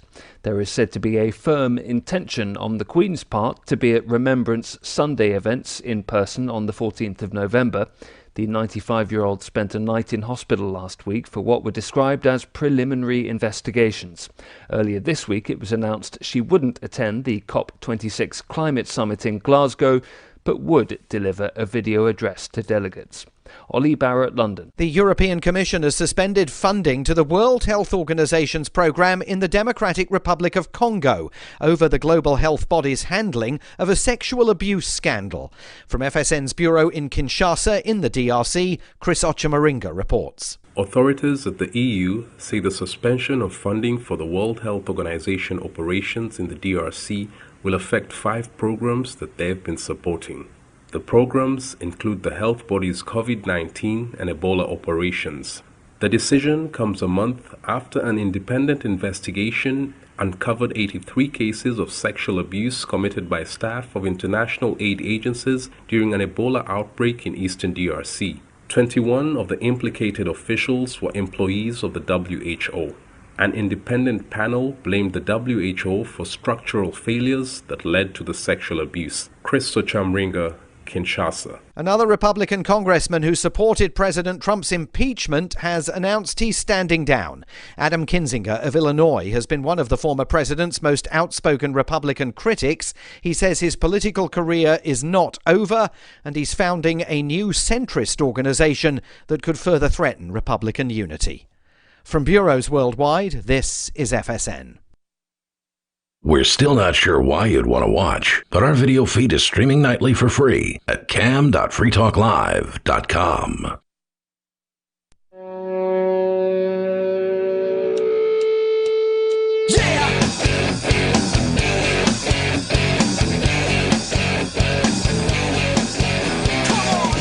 It's Free Talk Live, and the phones are open here for you if you want to join us. The number is 603-283-6160. That's 603-283-6160. Joining you tonight, it's Ian. And Bonnie. And also want to let you know, over at freetalklive.com, we've got a lot of features, including our social media platform. You can go to social.freetalklive.com. It is a Mastodon system, which means that it is open source. It's self-hosted, which means we are the host. There's not some big tech company behind this. It's Free Talk Live, so you have the opportunity to express yourself without fear of being taken down by Mark Zuckerberg or Jack over at Twitter or whoever the hell's running YouTube. You can just post over at social.freetalklive.com and share your posts and they call it tooting, actually, over on Mastodon. So you can toot and you can retoot and you can boost other people's toots. It's very, very cool. And it's free, of course, over at social.freetalklive.com. We'll continue with your story, Bonnie, about independence, secession, the Mises Institute weighing in. But first, we go to Fix. He's on the line, calling us from Epsom, New Hampshire, listening to WEMJ. Fix, you're on Free Talk Live. How do you do? Hey, welcome. You're on the air. I got some breaking information here. I finally think I've located the person that voted for Biden. I saw a bumper sticker and I got their license plate. So I thought maybe you guys would be interested in that. Yeah, I see more Bernie stickers when I'm driving than I see Biden stickers. Hardly ever see Biden. Definitely. Way more Bernie than Biden. Yeah. Oh, yeah, I know. It's pretty funny. I was just joking. I actually haven't seen a Biden sticker, but I'm looking for that person. I know somebody voted for him. Right. But, yeah, so I wanted to just bring up, and I thought, I don't hear you guys talk about the Green New Deal sham a whole lot, but I got a thought that debunks the entire thing if anybody's ever got a debate with somebody over whether it's really the greatest threat facing humanity in the world Well, today. just before you get into that, Fix, I will comment that when they first proposed it, I don't know, 2 years ago or whatever it was, we definitely talked about it. And, I guess they want to stop people from flying, which they're kind of trying to do with the vaccine mandates and all that. And they want to force everybody to, put whatever the governmental approved technology of the time is into all their homes and force renovate and all that. And so it was just a ridiculous load of requirements and incredible cost. And obviously declaring independence as a free New Hampshire would solve that problem and get us right out from underneath any kind of Green New Deal. But go ahead with your thoughts. Yeah, well, yeah, we definitely all have to start doing our own part to, I always tell people the solution to if there is any type of crisis with the environment going on, the solution is in our trash cans, it's in our dumps, it's in our landfills, and it's not something that's sitting on a shelf somewhere that has a barcode and a price tag that we can go out and buy our way out of the problem, if it does exist at all. Well, yeah, and you also can't tax your way out of it either. I mean, the idea that the government can somehow solve any kind of problem is completely ignorant of what governments do. I mean, the government creates problems and then acts as though they can do something about it just so people will give them more money and more power. And the reality is the government is the greatest polluter in all of the United States. It's the government and specifically their military that does more polluting than all of the top corporate polluters combined. Right. Yeah, they've got the greatest problem facing humanity in one pocket, and then in the other pocket they've got a neatly tight-wrapped, price-tagged solution waiting to give to everybody. It's just all about putting money in their pockets. That never even actually solves anything. No, it does solve making their buddies richer, though. Like, it definitely takes money from our pockets, value from our savings, and transfers it to the politically connected class, the buddies of the politicians. And that includes both the Republicans and the Democrats, because anybody that believes Republicans are going to make the government smaller in D.C. just hasn't been paying attention. Yeah. Well, if you look back to, like, World War II, for instance, and you look at what Germany was doing with Hitler and working with Ferdinand Porsche and inventing the Volkswagen Beetle, they basically made the most stripped-down economical vehicle that they could come up with at the time. And, if electric cars are somehow a solution to an environmental crisis that's threatening humanity, they wouldn't have touch screens, push button, power everything, ass massagers, and look like $1 million, Porsche or something. You know what I mean? They're like, that's not, everybody doesn't need to drive a car like Mitt Romney or Elon Musk and look like a millionaire to solve the environmental problems. If it was actually a solution they were trying to give us, these cars would be like getting 200 miles to the gallon. They'd be bolt-on panels. They'd come in one color. They wouldn't have power anything. They would be totally something that the owner could maintain and repair themselves, and they could be rebuilt and reused for generation after generation of people. I still drive a Model A from 1930. Wow. I have a Model A dump truck from 1929 that I use. That's amazing. And I've built cars that run on waste fuel that get over 130 miles an hour using technology that's almost 50 years old. I guess there's a reason they call you Fix. Yeah, I mean, the solution is in our waste. It's in the junkyards. If people would get off their butts and go to the dumps, go to the landfills, go to the junkyards, and start making use of stuff we've already produced. We don't need to be producing more stuff. Here's a question for you, Fix. Since we're having a lengthy discussion here, I'm curious, are you a New Hampshire native? Yep. Now, how do you feel about New Hampshire independence? Well, I think it's everybody's responsibility as an individual. Well, obviously, I absolutely support individual independence. I mean, I think people should be able to declare their own personal freedom and, ignore the state. But I mean specifically like New Hampshire declaring independence as a political entity and saying goodbye to this failed U.S. experiment. What do you think about that? I think it'd be great. I mean, we obviously aren't going to get anywhere trying to work our way up through the system. It's like I see it at the school board meetings everywhere I go. And if you try to take something to court, the further up you go, the more bought out everybody is. Right. So it's like it's completely useless, this whole idea of, get involved in your local politics and we can change it all from the inside out. It's absolutely insane because the higher up the ladder you climb trying to change anything, the more you just run into the roadblocks of people that are completely bought out. Yeah, it's frustrating enough to just have to deal with the New Hampshire government, but at least we know where they live. And, if you need to, you can go protest out in front of the governor's house. But you can't get anywhere near Congress, in the United States. You can't get anywhere near those people. At least in New Hampshire, the state reps make $100 a year, and they don't even have a secretary. They don't have any staff. They've got a locker in the state house. So they're not like professional politicians in the same way that they are in other states. So I'm glad you're on board with independence. This is a discussion that is going to get even more important coming up in the upcoming months as the constitutional amendment is facing a potential vote. We have to get it through the Senate and the House. It's got to pass with more than 60%. And then the people of New Hampshire will get to vote on it. So I appreciate you answering the question. Anything else you want to share tonight? Oh, no, I'll touch in from time to time. I'll be plowing snow this winter, and I usually have the radio tuned in to you guys because it's about all I get. Thanks, Fix. I appreciate you being out there, man. Thanks for the call. All right, take care. That's Fix there in Epsom. The number here is 603-283-6160. It just warms my heart when people support independence, Bonnie. Oh, yeah. Doesn't it feel nice? And that's one thing I like about New Hampshire is despite, the comments I was making earlier about some native New Hampshire people being upset about free staters coming in. I don't think there's that many natives that are upset about it. I really don't think that that's a majority at all. From the people we went around and polled and surveyed, a lot of them are very pro-freedom and very pro-independence. Absolutely. And there's another one right there. Them. Yeah.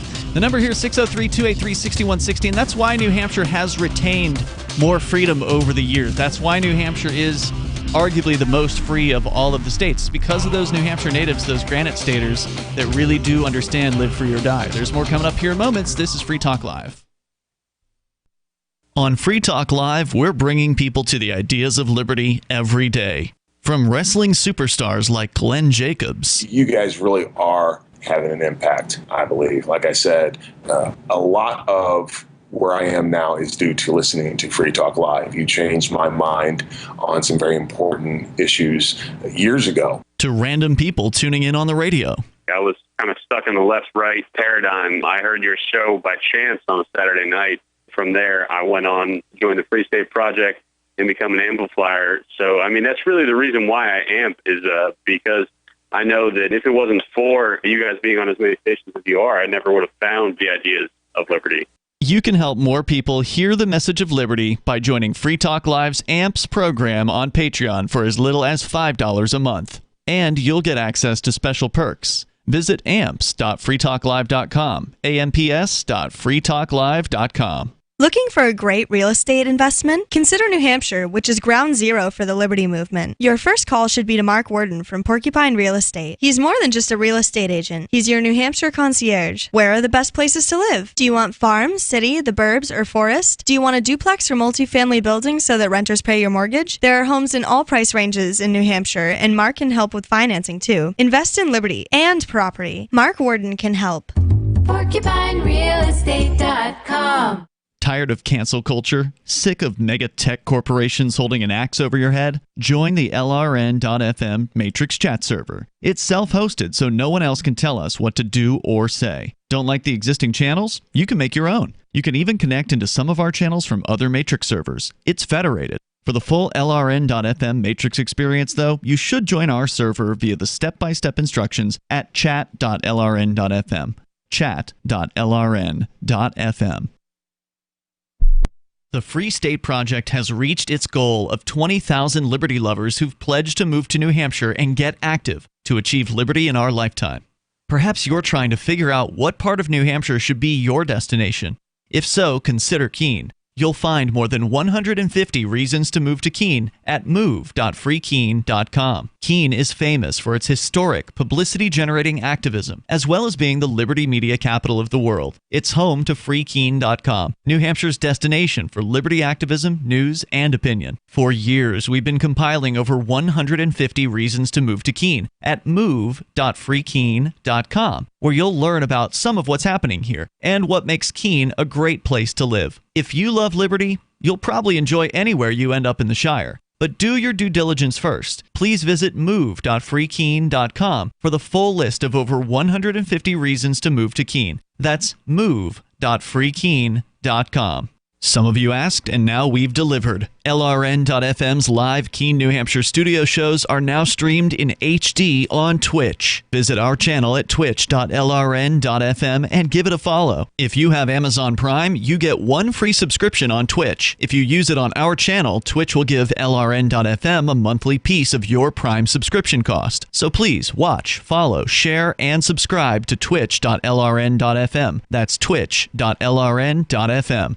So you've signed the Shire Society Declaration and are planning your move to New Hampshire to be around more liberty-oriented people. Next, sign up for the Shire Society Forum at forum.shiresociety.com. There are a bunch of people there who are already in the Shire, and they want to meet you. If you're already in the Shire physically, you should also come by the forums. Remember, not everyone uses Facebook. New people are signing up for the Shire Society Forum every month, so drop in and say hello at forum.shiresociety.com.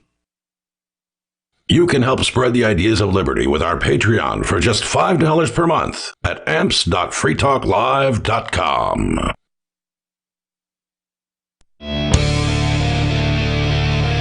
It's Free Talk Live. You can join us here. The number is 603-283-6160. That's 603-283-6160. If we get a chance, we'll tell you about Austin, Texas, where a man has been killed by the police because he wouldn't mow his lawn. And if we get the chance. With you in the studio tonight, you've got Ian. And Bonnie. And we told you about Intercoin, which can help any business and organization launch their own currency or raise money using their own token. Now, Intercoin.org has launched worldwide.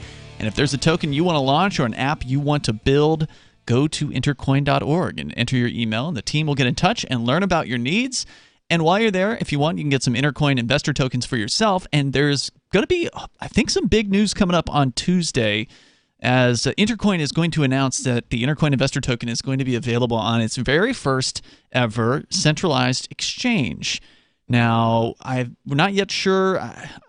They told us which one it was, but I want to make sure that everything is as expected. I, of course, can't do anything with cryptocurrency, so somebody else might be doing that and checking out things, and then we will be able to report back to you that things are as they're expected to be. And we'll tell you what the details are as far as which exchange it's going to be. But that's coming within days. So, in the meantime, you can go to intercoin.org, learn more about Intercoin. It's nice to see things moving ahead there at intercoin.org. Intercoin.org. They've got a catchy tune. There's no doubt about it. So, Bonnie, you're sharing with us a story from Mises, which is a libertarian think tank based out of Alabama, right? I think they're in Alabama, if I recall correctly. It's interesting. I believe so. Anyway. Should have visited them when I was there this month. That's true. So this is a story about the three reasons why people should take secession seriously now? Yes. Okay. Let's continue. They were talking about the fact that when secession happens, it usually doesn't happen just because there's a social consensus and it happens long over time. It happens suddenly. And they gave some examples of that. such as the USSR. And they said because of this, now is the time to begin asking the difficult questions about secession and how military and financial questions can be addressed. Mm-hmm. It's not just, oh, what about the military? Bam, it's over. There are questions that can be addressed. They're not that complicated. People need to actually be involved in, deciding. Decisions will have to be made. Yeah. Like, one of the questions is, what about military bases? What about existing military infrastructure? Like here in New Hampshire, I think there's some sort of an Air Force base out in the Portsmouth area. And so the question is, what happens with that when New Hampshire declares independence and says, all right, we're out? What happens with the Air Force base? What do you think, Bonnie? I think we could pay them for it if they really needed us to. Or maybe they could just, be allowed to keep operating it, basically. Kind of like Guantanamo Bay, right? Like Guantanamo Bay is in Cuba, and it's not part of the Cuban government. It's an American installation. I'd rather them have their military out of New Hampshire. I don't disagree with you, but if it's a question of starting a war, would you rather go ahead and just let them, like if it's like, all right, well, you guys can go, but we have to keep our military base there for the time being, would you let them? Wouldn't that seem kind of insidious? I mean, yeah, but if it's a question of are they going to blockade the port or start a war or something like that, I mean, do you really want to rattle the cage as much as you can on the way out, or do you want to just say, all right, fine, you guys can, have your little base? I guess so, but we could also just make a payment plan with them to pay for it. True. That's another option. Why would they need a military base at our port at that point? Why do they need hundreds of military bases all around the world? I mean, they don't, but they think they do. And they are probably more than willing to get violent about it. I think you've got an interesting idea, though, offering them some money to make them go away. I don't know how much money it would cost to make them abandon an entire military base. I imagine that wouldn't be cheap. And the people of New Hampshire tend to be pretty frugal. Like, they don't want to pay a whole lot of money for things. That's why there's not road signs at every intersection in New Hampshire. I suspect that's simply because New Hampshire is cheap. And that's not a bad thing, right? Like, it's a good thing to be frugal and not spend too much money. So if you could come up with a good price, and maybe the funds could be raised voluntarily. Maybe there's enough peaceniks who would throw together the money to say, all right, get out, if they would do it. Enough Bitcoin investors should move to New Hampshire if we get really close to seceding. Well, they should move to New Hampshire before we get close to seceding, because if you want to help us get out of this arrangement, which is a terrible, abusive relationship, then the more people that can get here before 2022, the fall of 2022, when this thing might be on the ballot, the better. Anyway, go ahead. Well, back at Mises, they say, considering all this, we see three main reasons why it is increasingly unwise to ignore secession as a serious possibility. Secession went mainstream. The first reason we must now take secession seriously is that it is no longer a topic of discussion among the most radical. In 2014, for example, a quarter of those polled said they thought that their state should secede. By 2018, 39% were saying they think a state should have the final say as to whether or not that state remains part of the United States. In 2020... That's a big increase. In 4 years, yes. In 2020, more than a third of those polled said states have a legal right to secede. And we talked about some of these polls as they came out here on Free Talk Live, and I think they're all great news, because even though they're not necessarily majorities, their numbers are going up, and a third or even a quarter is a good starting point. You've got to start somewhere with people. You got to have the conversation in order to persuade, because some people, they're going to say one thing, but then when they see that some of their friends are saying something different, they might start listening to what their friends say and what people say on television or on the radio in favor of independence. And those numbers were not New Hampshire only. Yeah, correct. And the New Hampshire Constitution makes it crystal clear that it's legal for us to secede. Absolutely. So, I mean, that's not even a question here. I mean, it's just a question of, are you aware of the fact that it's legal for us to secede? Yeah, New Hampshire's Constitution, you want to check Articles 7 and 10. Those are the two most relevant ones to self-determination and independence. Mainstream conservatives increasingly suggest the possibility from Rush Limbaugh to Dennis Prager. Indeed, just last week, Prager admitted that secession offers a chance to live in a country that better reflects one's own values. Should secession happen, Prager said, I would live in a state governed by Judeo-Christian values versus one governed by left-wing values. And why shouldn't he have... I don't want to live in a state that's governed by Judeo-Christian values, or else I would have stayed in Utah. Yeah. But if he wants to, why should I tell him that he shouldn't be allowed to just because I don't want to? Yeah, the leftists should have a place for them. The Mormons should have a place for them. The Mormons should have a place. The right-wingers should have a place. The libertarians should have a place. Absolutely. And, you know, there's obviously a bunch of places out there, so there can be more than one of them, right? Like maybe some of the right-wingers don't like what the Mormons are up to, so they should stay out of Utah, but they might want to go to Texas. Or Alabama. Whatever. Or, yeah. So I think this makes sense. Why would people want to continue living with people who don't like them, who don't agree with them? Just fighting every day instead of getting anything done. Yeah. Says, even elderly conservatives are starting to grasp the idea.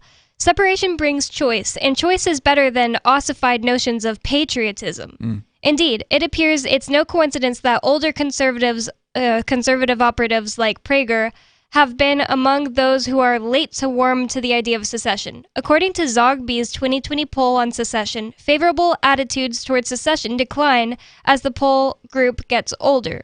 In the 18 to 29-year-old group, a majority, 52%, think states have a legal right to secede. In the over 65 age group, the number is only 23%. Wow. Wow. A lot longer indoctrination, I guess. The bad news is 65 and up is more likely to vote than younger people are likely to vote. Long. Well, no, it's always generally probably going to be true. It's, you know, even as they get older, they're going to die off. I get what you're saying, but older people are generally more likely to vote than younger people. I don't see that changing at any point. But that said, that's a good sign because it means that those people are going to age out. They're going to pass away at some point. And more of the younger people support independence. More of the younger people support separation. They support divorcing D.C., and that is great news. It means there's a bright future of choice ahead of us after this union fails. And if you look at the history of large unions like the Soviet Union, and even now with the European Union, with Brexit, with Great Britain leaving the European Union, these things are failing. These large conglomerations of states, they come together for a time, and then they realize that they just can't get along, and it ends. And hopefully this one will end peacefully, because that's the difference this time. People, they say, oh, well, it decided that. Abraham Lincoln decided that in the 1800s. No, that was a violent revolution. That was a violent attempt to secede. And although some people would say that the attack on the fort in South Carolina was actually a false flag, and that it wasn't even the South that attacked the fort, there's an interesting theory about that one. But, it's such an old event, it's hard to really know for sure what the truth is. This time, we can stay peaceful, and we've got the cameras to prove it. There's more coming up here. Hour number 3 is on the way. You can join us on Free Talk Live. Your thoughts on independence. Breaking weather news. Belize is sunny and around 82 degrees every day this week. What's the forecast for your life? If current politics and economic prospects are cramping your freedom, escape to the tropics. ECI Development has affordable second homes for you to own or rent in Belize and other tropical countries. Places with stable governments and growing economies. Secure your freedom now. To find out more, send an email to ftl@ecidevelopment.com. Brute force, intransigent defiance, adamantine will. These are the hallmarks of the AI tank. These gigantic machines have the firepower of an army, but they also have their own sense of honor and duty. When the world breakers arrive, battle will be joined, planets will shake, and war and peace will never be the same again. World Breakers. Stories from David Weber, Larry Correa, and more. Available August 3rd from BaneBooks.com. The new 4th edition of Healing Our World, The Compassion of Libertarianism, will take your understanding of liberty to a deeper level and has over 1,300 updated references, new cartoons, and a foreword by Dr. Ron Paul. With discounts for multiple book purchases, the 4th edition of Healing Our World is a great gift for the liberals, pragmatists, environmentalists, and Christians in your life who think libertarianism is cold-hearted. Get yours today at healing.freetalklive.com and use promo code FTL for a $5 discount. If you want to know the latest about Free Talk Live before we go on the air, all you need to decide is how you want it delivered. It's your choice. Visit news.freetalklive.com to receive our usually weekly news updates by email. Plus, we have a Twitter account at twitter.freetalklive.com, and you can follow us on the decentralized Mastodon platform at toot.freetalklive.com. So please follow us at toot.freetalklive.com and sign up for our emails at news.freetalklive.com. You're listening to the live edition of Free Talk Live. Hour number 3 is next after the news here on the Liberty Radio Network at LRN.FM. From Feature Story News in Washington, I'm Simon Marks. President Biden says his government was clumsy in its handling of a controversial submarine deal with Australia that led France to withdraw its ambassador from Washington. Meeting President Emmanuel Macron in Rome ahead of the G20 summit, the president indicated that he believed the French had been given fair warning that their agreement with Australia was about to be ripped up. He spoke off microphone in response to a reporter's question. I was under the impression that France had been informed long before that they would not going to. I honestly thought it was not going to. The White House has not disclosed who the president believed had given the information to France, nor whether it was a member of his own senior team. The president's day began with a 90-minute Vatican meeting with Pope Francis. Climate change was high on the agenda. Britain's Queen Elizabeth has been advised by her doctors to rest for 2 more weeks. From FSN's London bureau, Ollie Barrett reports. Buckingham Palace says the Queen will not undertake any official visits over the next 2 weeks. She may continue some so-called light duties, such as virtual audiences with dignitaries. There is said to be a firm intention on the Queen's part to be at Remembrance Sunday events in person on the 14th of November. The 95-year-old spent a night in hospital last week for what were described as preliminary investigations. Earlier this week, it was announced she wouldn't attend the COP26 climate summit in Glasgow, but would deliver a video address to delegates. Ollie Barrett, London. The European Commission has suspended funding to the World Health Organization's programme in the Democratic Republic of Congo over the global health body's handling of a sexual abuse scandal. From FSN's bureau in Kinshasa in the DRC, Chris Ochamaringa reports. Authorities at the EU say the suspension of funding for the World Health Organization operations in the DRC will affect 5 programs that they have been supporting. The programs include the health body's COVID-19 and Ebola operations. The decision comes a month after an independent investigation uncovered 83 cases of sexual abuse committed by staff of international aid agencies during an Ebola outbreak in eastern DRC. 21 of the implicated officials were employees of the WHO.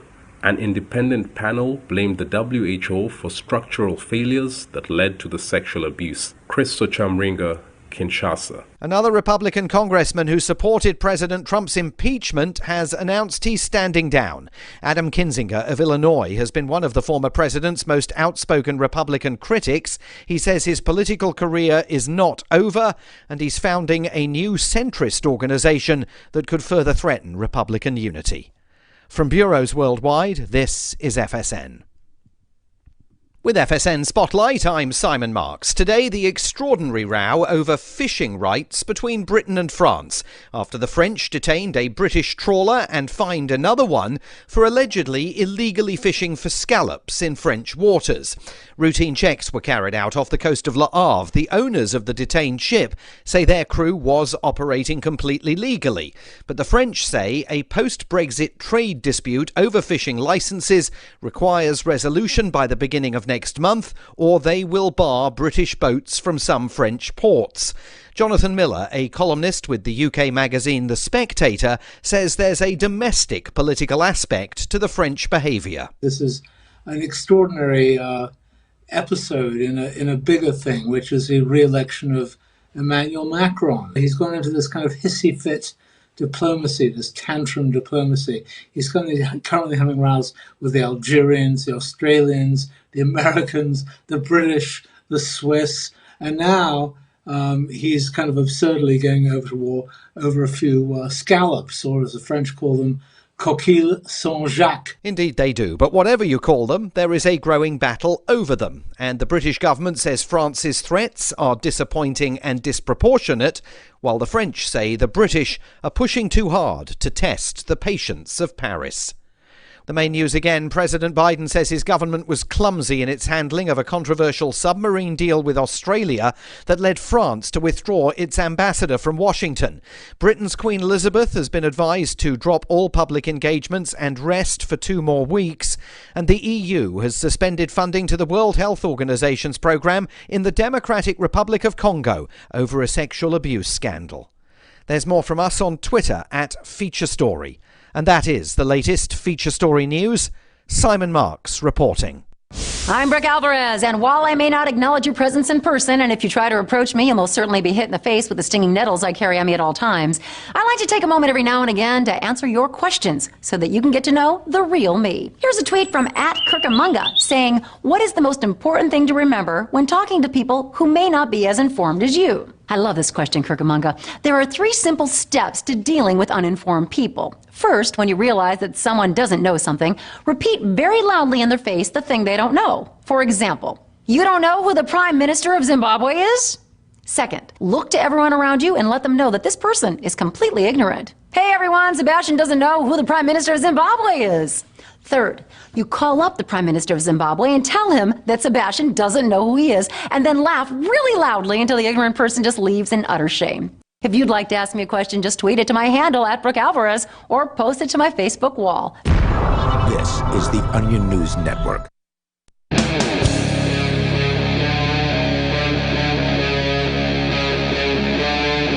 Free Talk Live. This is Free Talk Live. We're kicking off the 3rd hour of the program. You are invited if you want to join us here. The number is 603-283-6160. That's 603-283-6160.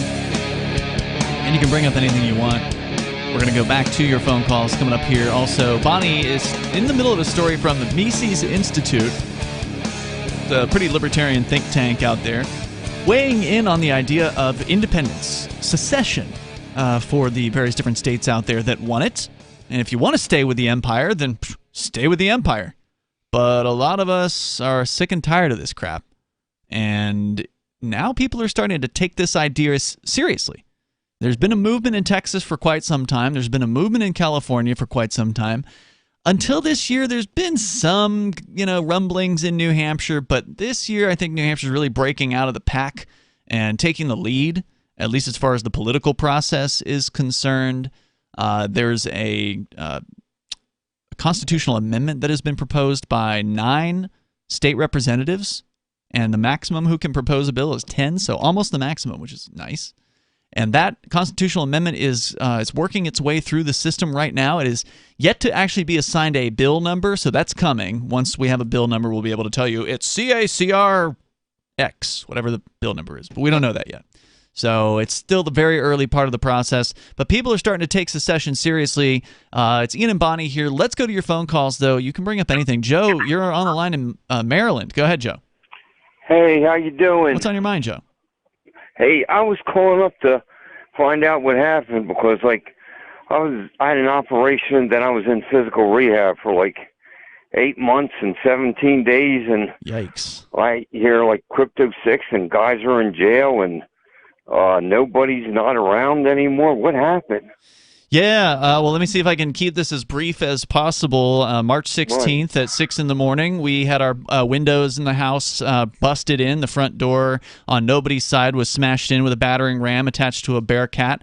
And both sides of this, it's a duplex in which we live and do the show, and both sides were raided by dozens of armed agents from the Federal Bureau of Investigation, the ATF, the United States Postal Service, and a handful of other governmental Treasury. Bureaucracies. IRS. Yeah, a bunch of guys. And they came in and they put handcuffs on everybody in the house, and they arrested me. They arrested nobody. They arrested Aria at her house. It was a coordinated raid of multiple different locations. We've been charged with a bunch of non-crimes of victimless crimes for so-called Bitcoin-related things, money laundering, wire fraud. And what else? Oh, I've been charged with the kingpin charge of, it's called, let's see, what is it? Continuing financial crimes enterprise, which has a minimum of a 10-year sentence if I'm found guilty of that. And let's see, there's... When I was handcuffed half naked with some man, bureaucrat, I don't even know what agency he was part of, in my own bedroom, I asked him, why do you guys have a warrant to be doing this? Why are you guys doing this? He said, you'll get a chance to look at the warrant, but basically it's Bitcoin. And I said, Bitcoin's not illegal. Yeah. Money transmission without a license, I think, is another charge, and then like conspiracy to money transmit without a license. So that's, a basic rundown of the charges. I was held in jail for 69 days prior to being granted bail on some very restrictive bail conditions. I'm basically on home confinement.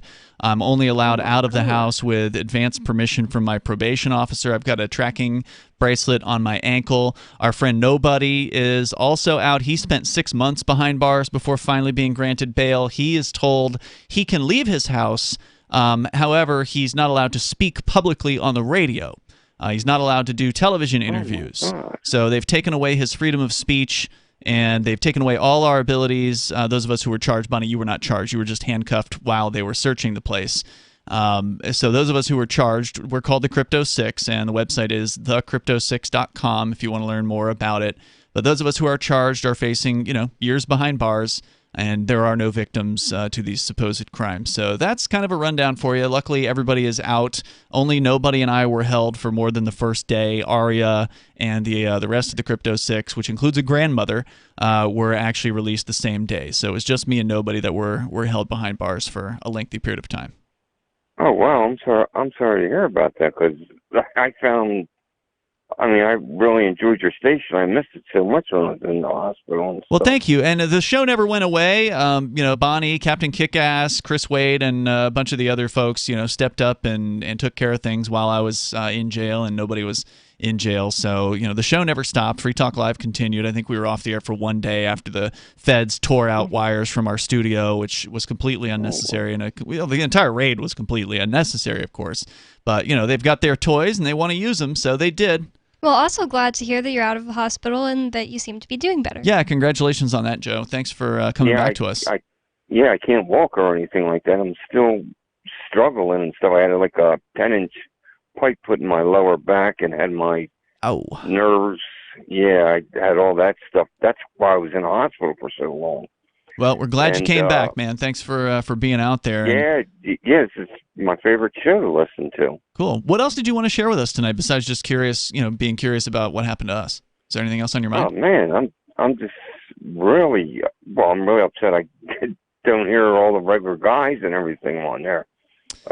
Yeah, me too. I miss Nobody. I'm not even allowed to talk to him. So under bail conditions. And you guys live in the same duplex, right? Well, he moved out, moved in with his girlfriend as soon as he got out of jail. So he was my neighbor, but now he's not directly next door to me anymore. But he's back in the Keene area from what I hear, and I would love to be able to see him and give him a hug. But I'm prohibited from doing that. If I do that, I will be put back in jail, and he will be put back in jail on these bail conditions. And you guys got private attorneys, right? And we stuff do. Like that. I mean, you're not going to try to defend yourself, because I remember a lot of times you defended yourself. Because these are heavy duty charges. You don't want to.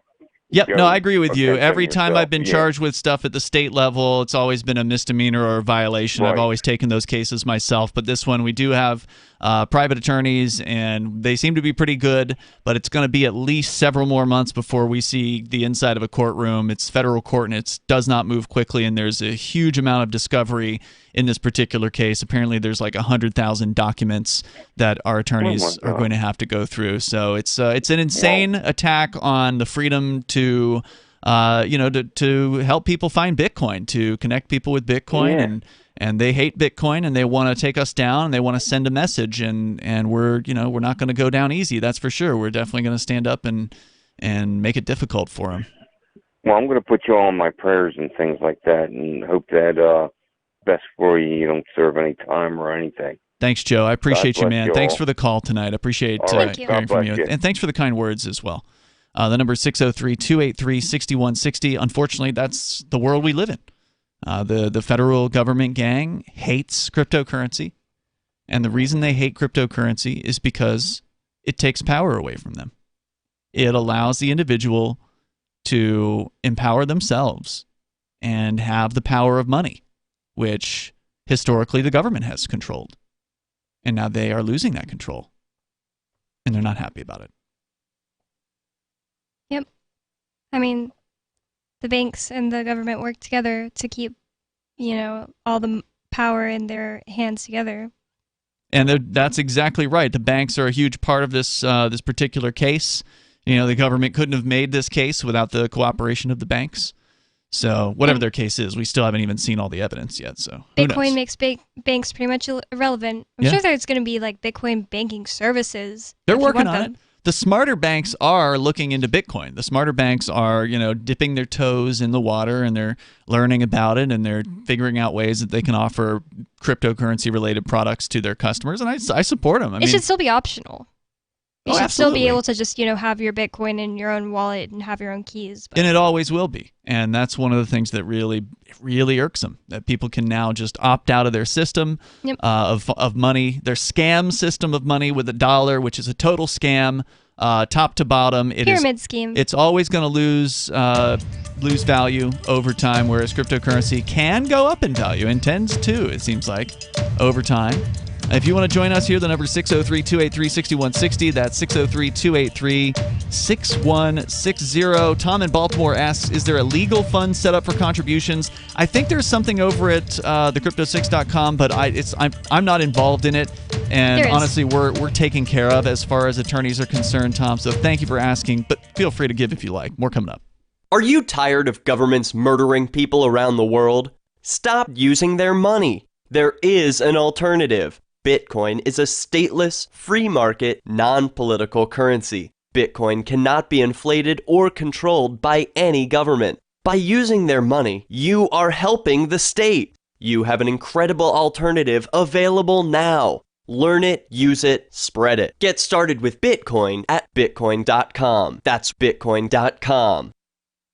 Do you feel like your nation, state, or community no longer holds your values? Have you dreamt of a place where people agree that liberty is important and are free to pursue their projects so long as they respect the property of others? There are many people just like you that are discovering freeprivatecities.com. Their social media links are at the upper right of the page at freeprivatecities.com. All skill levels will be needed when the first of the Free Private Cities opens. It's sooner than you think. Stop arguing and build. freeprivatecities.com. Breaking weather news. Belize is sunny and around 82 degrees every day this week. What's the forecast for your life? If current politics and economic prospects are cramping your freedom, escape to the tropics. ECI Development has affordable second homes for you to own or rent in Belize and other tropical countries. Places with stable governments and growing economies. Secure your freedom now. To find out more, send an email to ftl@ecidevelopment.com. When Monster Hunter International discovers one of Isaac Newton's wardstones being auctioned off, they decide to steal it and use it to destroy the Chaos God once and for all. But a mysterious thief upends their plan, and it soon becomes a race against time as something much older and infinitely more evil awakens in the jungles of South America. Monster Hunter Bloodlines by New York Times bestselling author Larry Correia and Baen Books. Visit monsterhunternation.com for more. This is Michael Dean from the Freedom Fiends. I've run websites since 1996 and have used over a dozen web hosts in that time. AgristHosting.com is the only one that hasn't broken my heart. Agrist Hosting's uptime and service is stellar, and their DDoS mitigation is the best I've seen. That's important because if you tell the truth in this world, you'll ruffle feathers. And some people will try dirty tricks to silence your voice. No matter what the haters hit us with, Agrist Hosting keeps our websites online. If you have a mission-critical commercial presence or a world-changing activism site, you cannot tolerate any skullduggery. So go with agristhosting.com. Have a WordPress or blog site, but you're not satisfied with performance or uptime? Or just want raw hosting? Want to pay with Bitcoin? Agrist Hosting specializes in high-performance hosting with personalized service. Go to agristhosting.com and click on the button that says Get Hosted. That's agristhosting.com. The LRN.FM social media channels have been revamped. We've eliminated Facebook and focused on other platforms like Twitter and Mastodon, the decentralized alternative to Twitter. On our accounts, you'll find posts from multiple LRN.FM show hosts together in one place. Follow us on Twitter at twitter.lrn.fm, or better yet, move to the decentralized Mastodon social media platform at toot.lrn.fm, toot.lrn.fm. I think you'll like it. Are you tired of your taxes funding endless occupations around the world? Antiwar.com is run by people who understand that wars abroad become wars at home, wars on our freedoms. Antiwar.com is dedicated to bringing you the latest in news, views, interviews, and reviews from the top movers and shakers in the anti-occupation movement. Antiwar.com has it all, from thorough foreign policy analysis to interviews with whistleblowers who used to run the military-industrial complex. Anti-war, pro-free market. That's antiwar.com. Yep, we still do email. Drop your email address in the entry box at freetalklive.com, and you'll be kept in the loop with Free Talk Live.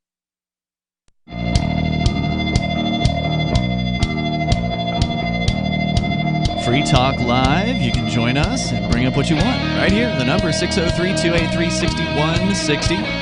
That's 603-283-6160. By the way, thanks to Gavin68, who is a member of the new Free Talk Live AMPS Patreon, which we kicked off about a week or so ago. You can go to amps.freetalklive.com to learn more about the Patreon. It's very similar to the old AMP program. It's just we had to blow up the old AMP system, so we replaced it with this. amps.freetalklive.com. You can go to the old site too, and it'll take you right there to our new Patreon page. And you can join and help us out just like Gavin68 has done. We certainly appreciate the support. And you get some cool perks and some benefits for doing that. Again, thanks, Gavin68, over at amps.freetalklive.com. Ian and Bonnie. We're going to continue here. Bonnie, you've been sharing a story with us from the Mises Institute. 3 reasons why people should take secession seriously. Yes, their first reason is that secession went mainstream. And they went over some numbers showing that overall, secession is a more popular idea among younger people. And those numbers have been going up as well. It's just general acceptance of the idea of secession has gone up quite a bit in just the last 5 years. And yes, and then they started covering that secession is a more popular thing among younger people and gets less popular the older a person's age group is. Correct. And they said, in other words, the dogma of national unity is a dogma of older generations. Not only is secession increasingly mainstream, but it may well be the wave of the future as well. Meanwhile, members of Congress, including Iowa's Stephen Holt and Georgia's Marjorie Taylor Greene, now openly speak well of secession. They wouldn't say this if they didn't think their constituents agree with them. That's true. Politicians love to run out in front of a parade and act like they've always been supportive of whatever that parade is, whatever the issue is. They'll never do it unless there's a parade there. If there's just one guy walking down the street, politicians not just going to completely ignore you. But if they feel like there's a movement, instead of many votes. Yeah, they feel like there's a movement. If they feel like there's support, they're going to be on board. And that's interesting. I didn't know that about. Of course, I don't pay attention to D.C. politicians. Yeah, I hadn't heard about them either. Glad to hear about it. Moreover, we might measure the growth of the secessionist position by the number of pundits who now feel the need to condemn it. Once upon a time, secession was regarded as so out there that it scarcely deserved any attention at all. No longer. Nowadays, conservative Beltway pundits feel the need to go on rants about it on Fox News. Good. You know, they say if you take flack, you're over the target, basically. Or if you don't take flack, you're not over it. And so clearly people attacking the idea of independence means that they're threatened. They feel like they need to defend the empire. The second reason is the left's unionists want to run your life. A second reason to take secession seriously is the fact that the left doesn't seem to be learning anything from the rise of separatism. Just as many Americans appear to be embracing a posture of opposition rule from the center, the left is doubling down on the idea that more local autonomy is not to be tolerated. A clear example of this is the John Lewis Voting Rights Advancement Act introduced in the U.S. Senate. The legislation, if passed, would give Washington vast new powers in regulating and controlling how states conduct their own elections. Originally, of course, state governments had almost total control over how elections were governed and conducted within each state. This makes sense in a country that began as a collection of sovereign republics. Just as EU member states conduct their elections in a way that's locally controlled, the same was once true for the U.S. Now, over time, as in most areas, the federal government asserted more control. Yeah, and I remember when I was in jail, I was listening to a local talk show on the Pulse of New Hampshire, which is like a 3-station, or I guess they've got technically 5 stations. But anyway, there's a large group of stations that simulcast here in New Hampshire. I was listening to the morning show, and he is the guy that hosts that show has been up in arms about this particular issue, about the federal government taking over local elections, setting rules for how the state of New Hampshire is supposed to do elections. And he even had like the New Hampshire Secretary of State on the show to explain why this is completely a violation of the New Hampshire Constitution. And of course, I'm sitting there, in the jail cell, completely locked down for 23 hours a day, wishing I could just call in and say, hey, look, secession's the solution here. You're not going to just vote power away from the federal government. You're not going to be able to... Especially when they start controlling how you vote. Yeah, and they are taking over as much autonomy as they can from state governments, and electing more Republicans isn't going to change it. It's not going to make things better in Washington, D.C., and it never has. Especially when Republicans can be bought by the federal government just as easily as the left. See King Sununu. Well, all you have to do is look at the Republican administrations. Look at the George Bush years where the Republicans were in charge of all of the federal government. They had the House, they had the Senate, they had George Bush in the presidency, and government got bigger. It didn't get smaller. If you believe the government, the Republicans' statements on things, you think they're going to make the government smaller, because that's what they always say when they're not in power. But as soon as they get into power, they act just like the Democrats do. There's no difference between them. What else, Bonnie? It says, over time, as in most areas, the federal government asserted more control. But with the Voting Rights Advancement Act, local control over elections would be virtually abolished, with most any changes subject to a federal imperature. I don't know what that is. Naturally, opposition to surrendering state elections to federal control is denounced as motivated by racism and other nefarious goals. And this is reflective of our left's opposition to secession and decentralization in general. The idea is we can't let those people run their own affairs because they're sure to use local prerogatives for evil. For example, when condemning secession in New York Magazine, Democratic strategist Ed Kilgore made it clear he has no intention of letting people do much of anything without federal oversight. He writes, "So, might we drift apart more or less peacefully this time around? Possibly, but count me out when it comes to agreeing to a national divorce. How could I happily accept the accelerated subjugation of women and people of color in a new adjacent Red America any more than abolitionists could accept the continuation and expansion of slavery, the slavery they hated?"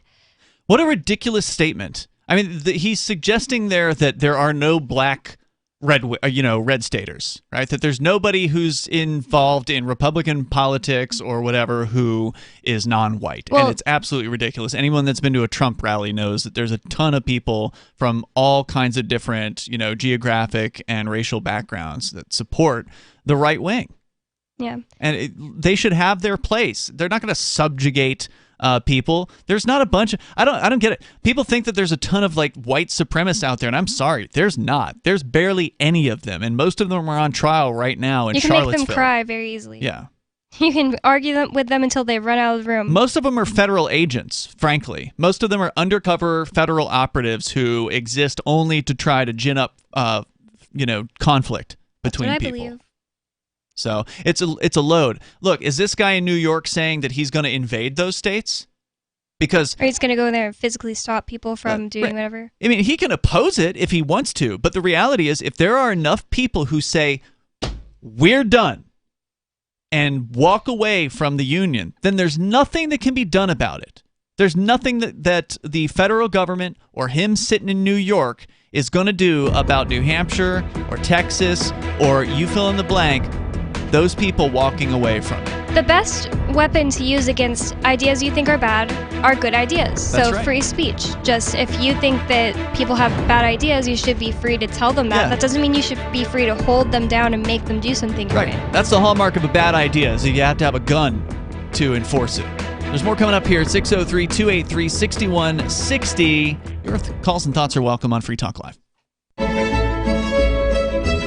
Carl Watner, longtime proponent of a voluntary society, died last December. You may have seen his articles published on his website, voluntarist.com, in his newsletter, The Voluntarist, the Mises Institute, or elsewhere over the last 40 years. His newest book, I Must Speak Out, Volume 2, The Best of the Voluntarist, is now available via Liberty Under Attack Publications. This 430-page second volume spans the years of 2000 through 2020 and includes articles by Carl Watner, Hans Hermann Hoppe, Carl Hess, Benjamin Tucker, George H. Smith, Lysander Spooner, Pete Eyre, Joyce Brand, and many others. I Must Speak Out is for the newly initiated, the veteran voluntarist, or anywhere in between. Buy the book now at libertyunderattack.com/voluntarist. For more great content on building a voluntary society and for Carl's extensive archives, check out voluntarist.com.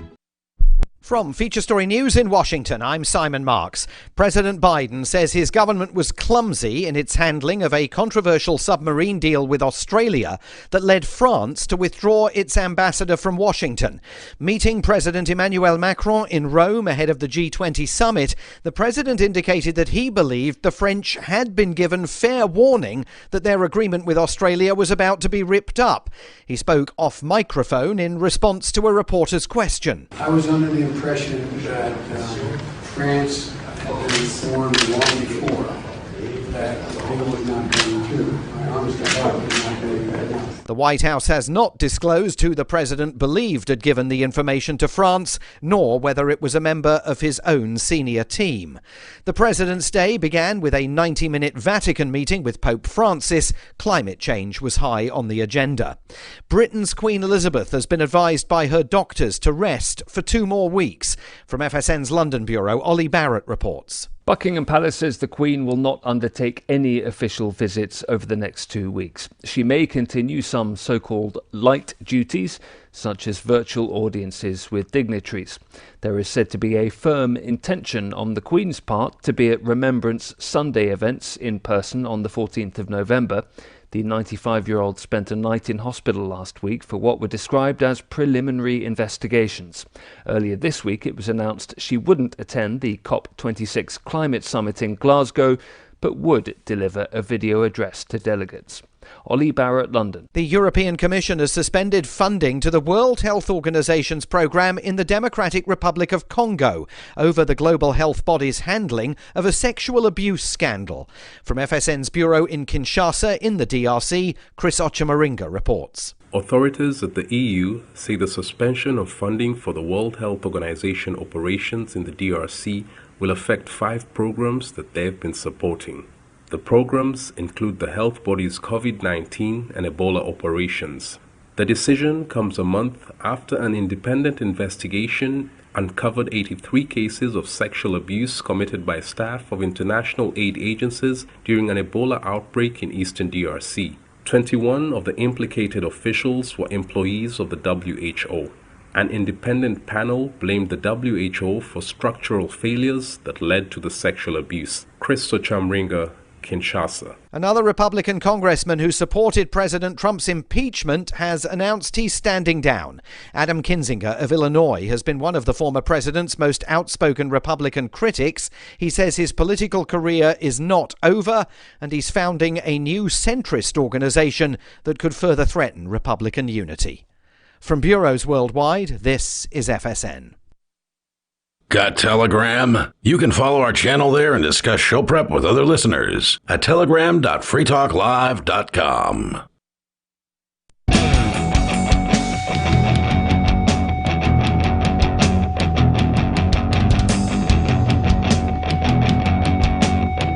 Free Talk Live, open phones. If you want to join us, the number is 603-283-6160. That's 603-283-6160. We're talking about independence, secession of, whoever wants to go should be free to go. And the fact is, if you just say so, that's all it takes. See, the thing is, there's all these people out there that say, oh, well, if you want to try to see, well, first of all, it was decided by the Civil War. Well, no, it wasn't. Peaceful secession was not decided by the Civil War. They didn't try peaceful secession back then. So we're talking about something completely different. Abraham Lincoln repeatedly bombed Atlanta, Georgia, just to keep people in fear when there was no fighting going on. He just, completely wanted. He put people in prison, news people. He put people to death just to keep the Union together. So, I mean, the dude was a psychopath, no doubt about that. And he didn't care about slavery at all. He said specifically that if he could keep slavery and keep the Union, he would have done that. Yep. He used it as a tool. Exactly. So, no, we didn't try peaceful secession. That's going to happen. That's where it's going. And no, you don't have to ask permission to leave. There's a lot of people who believe, well, you have to get 3/4 of the Congress to let you go. That doesn't even make sense. You have to get your abusive ex-husband to agree to let you leave him. Right. No one would see that as sane if it was a marriage, right? Like if somebody was being beaten by their abusive husband or wife and the person being beaten said, I'm gone, no one would say, whoa, did you ask your abusive husband if you could go first? Because if he says you can't go, then you can't go. Yeah. Him and his family have to get together and 2/3 have to say yes. No one would say that. And in this case, it really doesn't matter what Congress thinks. Because if the people of New Hampshire or the people of California or Texas, which are three of the, I would say states that are the most further along in these movements, if those people say, we're done, it's over. But if they want to have a long, lengthy process like Brexit did, where it took years and years and years of politicking and discussing and politicking and going back and forth, and they can do that if that's what they want, or they can take the New Hampshire approach, where the proposal on the table, the Constitutional Amendment. Constitutional Amendment specifically says that we will be declaring independence upon the passing of that amendment. It's over immediately. That's the end of it. And then if you want to have a negotiation with the ex-spouse at that point about, how to split up the baby or whatever, how to split the assets, the military bases, whatever other things that need to be split, fine, have that conversation after you pack up and walk out the door. So, Bonnie, you're sharing with us a Mises Institute story about 3 different reasons why secession should be taken seriously. The first one is it's more popular now than ever. Yep, it's mainstream. Yep, and it's the numbers are going up as far as the support is concerned. The second one is pointing out that the federal government continues to infringe upon states' rights, and of course, as a libertarian, we don't believe, I think most libertarians would agree states don't have rights. It's individuals that have rights. But the concept being that a state should be a sort of self-determining entity and that the federal government shouldn't get to cram down its mandates. And now they're doing that with this voting thing where the federal government wants to take over state elections, basically. Yeah, and the second in the second issue, saying that the government is already infringing too much on states' rights, he's pointing out that the left is having to, it is mostly the left, is having to come out and condemn secession more. So that's a big reason to start taking secession more seriously. If people are taking it seriously enough that they're having to come out and try to make up any type of reason to make it sound like secession is a bad idea, that's how you know they're taking it seriously. Oh, yeah. And so he was quoting this guy named Kilgore from New York Magazine, Ed Kilgore, and he says... And he's against secession, this guy. Yes, he's a liberal. He says, so might we drift apart more or less peacefully this time around? Possibly, but count me out when it comes to agreeing to a national divorce. Oh, we all need to ask Ed Kilgore if we can do it. How could I happily accept the accelerated subjugation of women and people of color in a new adjacent red America any more than abolitionists could accept the continuation and expansion of the slavery they hated? Would it really be safe to live near a carbon-mad country in which the denial of climate change was an article of faith? And could I ever trust that a neighbor whose leadership and citizens believed their policies reflected the unchanging ancients' will of the Almighty would leave our fences intact? So he's saying, am I really supposed to believe that if there's a Republican state next door to me that they wouldn't attack us? Well, he's making it sound like he wants to attack them. Yeah. Right? He's making it sound like he couldn't live. He wouldn't let with them that. do what they wanted to do. Yeah. And I think that he would change his mind real fast when he realized that the Republicans in the state next door are probably going to be way more better armed. Because like they're generally way better armed than the liberals are. But to also, be fair, of course, he is painting, the average Republican in a light that I would say I don't see with the average Republican. No, Just, they want to subject women. I don't see entirely unfair and ridiculous. But further, I want to make sure it's clear, not every liberal is on this guy's camp, right? There's a bunch of them out in California that are absolutely in favor of secession. Yeah. Because they understand they don't want to have a bunch of Republicans telling them what to do either. Yep, it goes both ways. And they understand that they're going to have a better livelihood. They're going to have more choices to do the things that they want to do, more self-determination. So when you look, there was a recent study done, I think it was this year, that showed a significant number of West Coast liberals support independence. And actually a decent number of them here in New England support independence as well. So this guy isn't surrounded by liberals that agree with him. There's a lot of them. He's in New York. Yeah, there's a lot of leftists who want to see secession as well. Anyway, go ahead. Mises goes on to say, Kilgore can barely contain his contempt. He might as well be saying, if those red state troglodytes are allowed freedom, they'll surely embrace a racist and misogynistic dystopia that fills the air with poisonous fumes. These are religious zealots, after all. Anyone who doesn't... So are believers in the state. They are also religious zealots. The state is their god. Anyone who doesn't want to live out his or her life as subject to the whims of men like Kilgore should take his few moments of candor as an ominous warning. These people will never happily accept self-governance outside Washington's purview because they quite literally equate it with slavery and the hatred of women. And that's just the people. I'm pretty sure that the politicians know that that's BS, and the politicians just use that to their favor to keep control. That's what they favor. Well, they favor control. I equate being under the yoke of the federal government as slavery. Yeah, it's literally slavery of us. It's literally murder of the people that we go to war with senselessly. And I said that underneath the Republican administrations too, just to be clear. I don't want it to sound like I'm some sort of right-winger. It was slavery under Bush, it was slavery under Trump, it was slavery under Obama, and it's slavery now under Biden, and it's never not going to be slavery because the federal government is evil. The fiat money system has always been a pyramid scheme. Sure. In other words, the more the left condemns secession in detail, as they must now do because dismissive scoffing no longer works, they only provide additional reasons for why secession is likely the only real solution to the national divide. Now the third reason. Now is the time to ask the difficult questions. Finally, the mainstreaming of secession means now is the appropriate time to start asking the difficult questions about how separation would actually take place.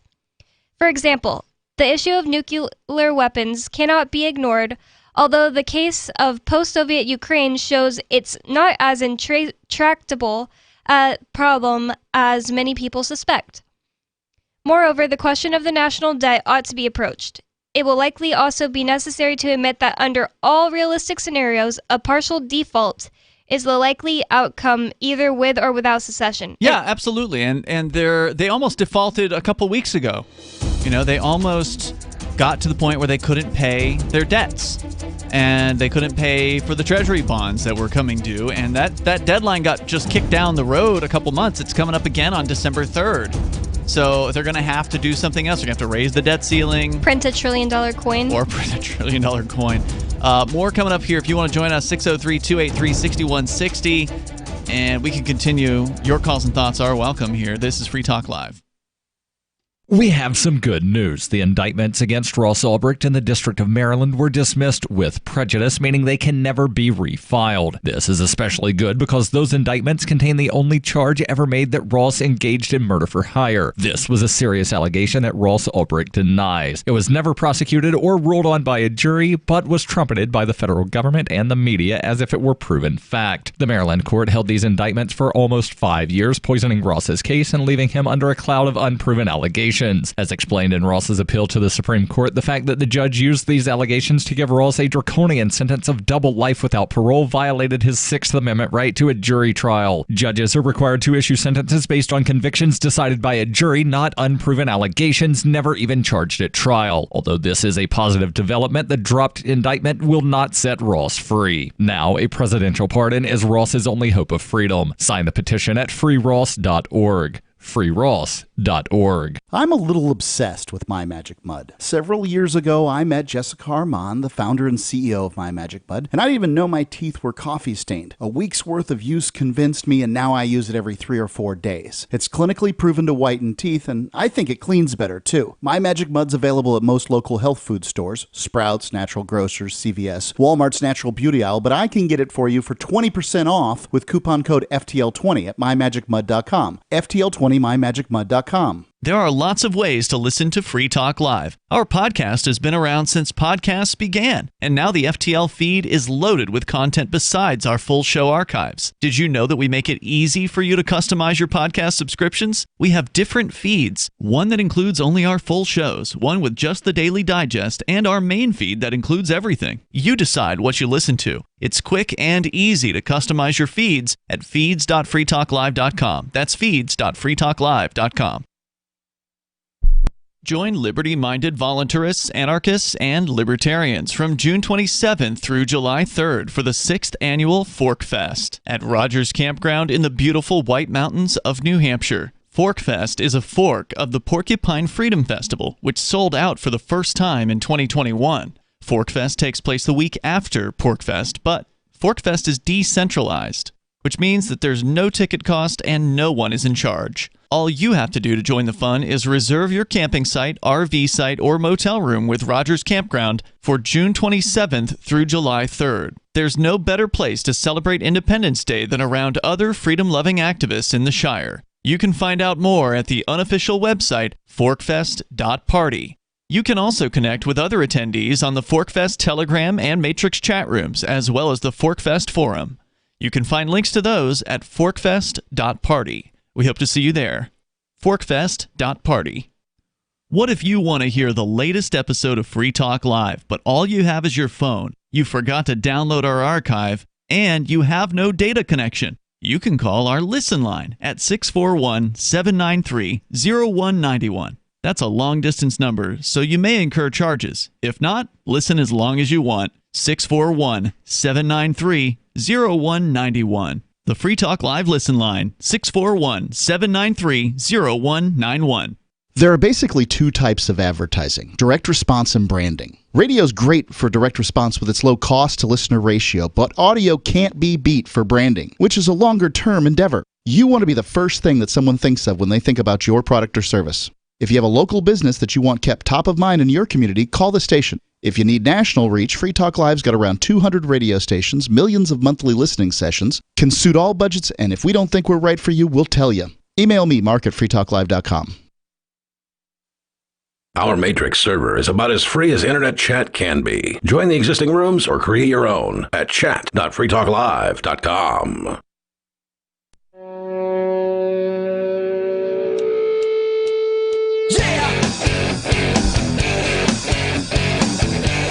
This is Free Talk Live. You can bring up what you want. In these remaining moments, we have enough time for you. You just have to get on the lines. The number is 603-283-6160. That's 603-283-6160. Talking about an issue that its time has come. Of course, I thought its time has come, has been around for decades. But finally, people are taking the issue of secession, of states declaring independence from the United States and walking away from this abusive relationship for good. People are starting to take that seriously, and the Mises Institute is weighing in here. Bonnie, we're mostly through this piece, but there's more I think that you want to share? Yes, with the last of the 3 reasons to take secession more seriously. All right, let's go. He was giving examples of lots of big questions that now need to be addressed now that... Like, what about the military? What about nuclear weapons? Yep. And he says, In real life, big political changes have a habit of occurring regardless of what the official planners want and what the official plans say. Right. Look at the Berlin Wall coming down at the end of the Soviet Union. These things happened very quickly, and no one necessarily expected when those things were going to happen. That is, events have a way of overwhelming what the elites think is the proper way of doing things. But fostering serious discussion now could help avert at least some unpleasant surprises in the long term. Mm-hmm. On the other hand, living in denial about secession won't improve things. And of course, the matter of secession is not one of if, but when. All polities... Polities? What? I don't know. Polities, I think, is like a political designation or something. All polities come to an end at some point, either through disintegration or revolution. In many cases, the world improves when old states like the Roman Empire collapse. The fanciful America will last forever position is something that should seem plausible only to small children or the hopelessly naive. Right. That's just not the history of the world. I mean, the history of the world, the history of government money, for instance, is they all fail. All governments fall. All government monies fail. And this government money is on a point of, I don't know if it's a precipice. It's already fallen over the precipice at this point. It's just we don't know how fast they're going to inflate, but they're going to. They're going to keep the inflation coming, and people are going to lose faith in the dollar, and losing faith in the dollar means losing faith in the state, losing faith in the government if they haven't already. So all this stuff is coming. It's just a matter of time at this point. You ready for it? Oh, yeah.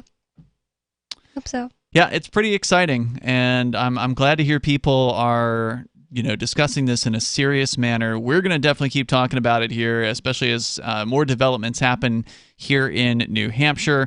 I did mention the story, Bonnie, about Texas earlier tonight, and Austin code enforcement apparently went out to mow the lawn of a home in an upscale neighborhood on Wednesday when, according to MSN.com, bullets began flying from inside the house. And earlier in the show, we talked about me going to film our friend Lumpy when he went to the code enforcement of Keene's office to give them a piece of his mind. They literally told us, we're not threatening you. He said, you're coming to us, giving us these orders under threat that you'll come grab us and put us in jail. He said, we're not threatening you. This isn't a threat. And then they called the cops on him for talking too loud. Yeah. So there was cops surrounding him. Yes, but clearly they are lying when they say that. Code enforcement of Austin literally shot somebody. Well, it wasn't code enforcement that shot him. It was the police. Well, they probably called the police, got the police involved. What began as a routine enforcement of a local ordinance quickly devolved into a 5-hour standoff, say police. By the end of the day, the resident was dead and his house engulfed in flames. Oh, my God. So the whole claim behind you got to cut your lawn, you can't let your yard grow beyond 6 inches or whatever. There's some sort of arbitrary length that some city council there in Austin at some point put into the code. And their ostensible reason is beautification, right? They don't want some ugly yard with a bunch of grass growing out of control and rats running in and out of the grass and snakes. And, there's reasons why it looks much better with blood splatters and a burnt down house. Yeah. Yeah. This wasn't the first trip city officials had made to deal with the unkempt yard on Pinckney Lane. It was an ongoing issue, they said, and officials had tried to fix it several times before. Austin Police Chief Joseph Chacon said during a Wednesday evening news conference, but the problem persisted, which led them to get the warrant, quote, to make sure there wasn't any further safety consideration for that house or for other houses, and go ahead and mow the grass, said the chief. The incident began about 9:15 in the morning when Austin police officers accompanied the city's code enforcement officials. So the cops were there from the beginning to a 2-story home in a neighborhood in the southwestern part of the city. The homeowner's grass was overgrown, and officers were there to serve a warrant that authorized the workers to tame the lawn without the owner's permission. So apparently they need a warrant to just mow the lawn there. Everything was going smoothly until the 1-hour mark when someone inside the house shot at officers, Chacon said. Unscathed, the officers retreated, got other city workers to safety, and called for backup. SWAT team arrived 20 minutes later, along with mental health professionals and a crisis negotiator. The standoff had begun for several hours. Why wouldn't they just leave? Why wouldn't the answer make the most sense to just leave? I mean, I wouldn't ever shoot at a police officer. I would never say that. Well, first of all, that's what they claim, right? Yeah, that's true. So did this guy actually shoot at the cops, or did they say that he shot at the cops? I'm just saying I don't condone it's not a good shooting plan. at another person for mowing your lawn. But if you got shot at because you're on somebody's property mowing their lawn, why wouldn't the smartest thing to do be just leave? They can't do that, Bonnie, because they're trained to escalate. They're not trained to de-escalate situations. That's what somebody who, wanted to de-escalate a situation would do. They would just leave. They would. Well, of course, they never would have gone in the first place, right? Yeah. Like if you actually cared about with a bunch of de-escalation, thugs, right? In tow. So they escalated the situation, number one, by showing up there with armed men and forcing unwanted lawn care services on this man. And by the way, I think they bill you for it, if I recall, how these code enforcers work. Is like if they show up and they have to mow your lawn due to some city ordinance. And it apparently took an hour. They said, if it's an overgrown lawn, it could absolutely take more than an hour to do that. In fact, it was they were still mowing when the 1 hour mark came around. So for several hours, the police tried to coax the man out of the house, but failed to do so. Around 3:20, the man allegedly fired more shots at officers who were behind his house, and police responded by sending a robot inside. Its camera showed a fire was quickly spreading throughout the house. Now, do you think this guy set his own house on fire? I don't know. Well, I mean, what are the odds? Why would you set your own house on fire? I mean, I understand the argument is this man's crazy. He's shooting at police, so maybe he's crazy enough to set his own house on fire. But, they also wanted you to believe that the Waco compound burned down due to the people inside, burning down the compound on themselves. And the conspiracy theory is, and I think there's, a lot of good evidence for it, that the federal government burned down the Waco compound, that they lit the fires. Because again, why would you burn down your own home on yourself? Why would you take trophy pictures in front of the burned down Waco buildings if you didn't do it yourself? Like you're all proud of it. More gunshots. For the next 20 minutes, police kept trying to convince the man to come out, even as the blaze inside was growing. The chief said, thinking the flames and smoke had killed the man, police had city firefighters advance to extinguish the blaze, but their hunch was wrong.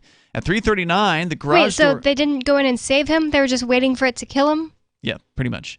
At the garage door opened and the man stepped out with weapons in hand, said the chief. A SWAT officer who's been with Austin police for 8 years shot the man. He collapsed to the ground after disarming him. Officers tried to save him. I bet they didn't try real hard. And he later died at the hospital. Police would not identify him, describing him as being in his 50s, saying they would release his name only when they'd notified the next of kin. We're trying to help you. We're trying to help you.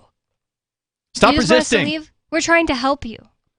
The Austin Code Department received 2 complaints regarding the property in 2020 and handled 3 separate cases about it this year. In April, one of those cases went before an administrative judge who fined the owner when he didn't appear at the hearing. In March, the city cut the grass and weeds on the property without a problem.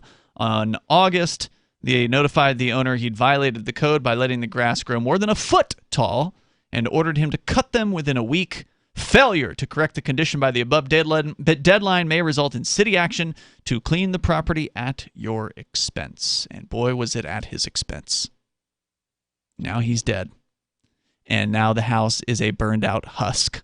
So I hope his neighbors are happy. I mean, I hope his neighbors who called the police about this man and snitched on him to the code enforcement department are happy. Because now the blood's on their hands as far as I'm concerned. They called the cops in on this man, and the cops did what cops do. They escalated the situation until a peaceful man who had not harmed anyone is now dead. They're painting the grass red. They're painting the grass red. Out of time for tonight. You can join us tomorrow night online. In the meantime, over at freetalklive.com. We have a lot of features there, including our Matrix chat server, which you can get interactive with other Free Talk Live listeners anytime, day or night. Head over to chat.freetalklive.com to do that. We'll see you tomorrow. Are you tired of governments murdering people around the world? Stop using their money. There is an alternative. Bitcoin is a stateless free market non-political currency. Bitcoin cannot be inflated or controlled by any government. By using their money, you are helping the state. Stop doing it. You have an incredible alternative available now. Learn it, use it, spread it. Get started with Bitcoin at bitcoin.com. That's bitcoin.com. Do you feel like your nation, state, or community no longer holds your values? Have you dreamt of a place where people agree that liberty is important and are free to pursue their projects so long as they respect the property of others?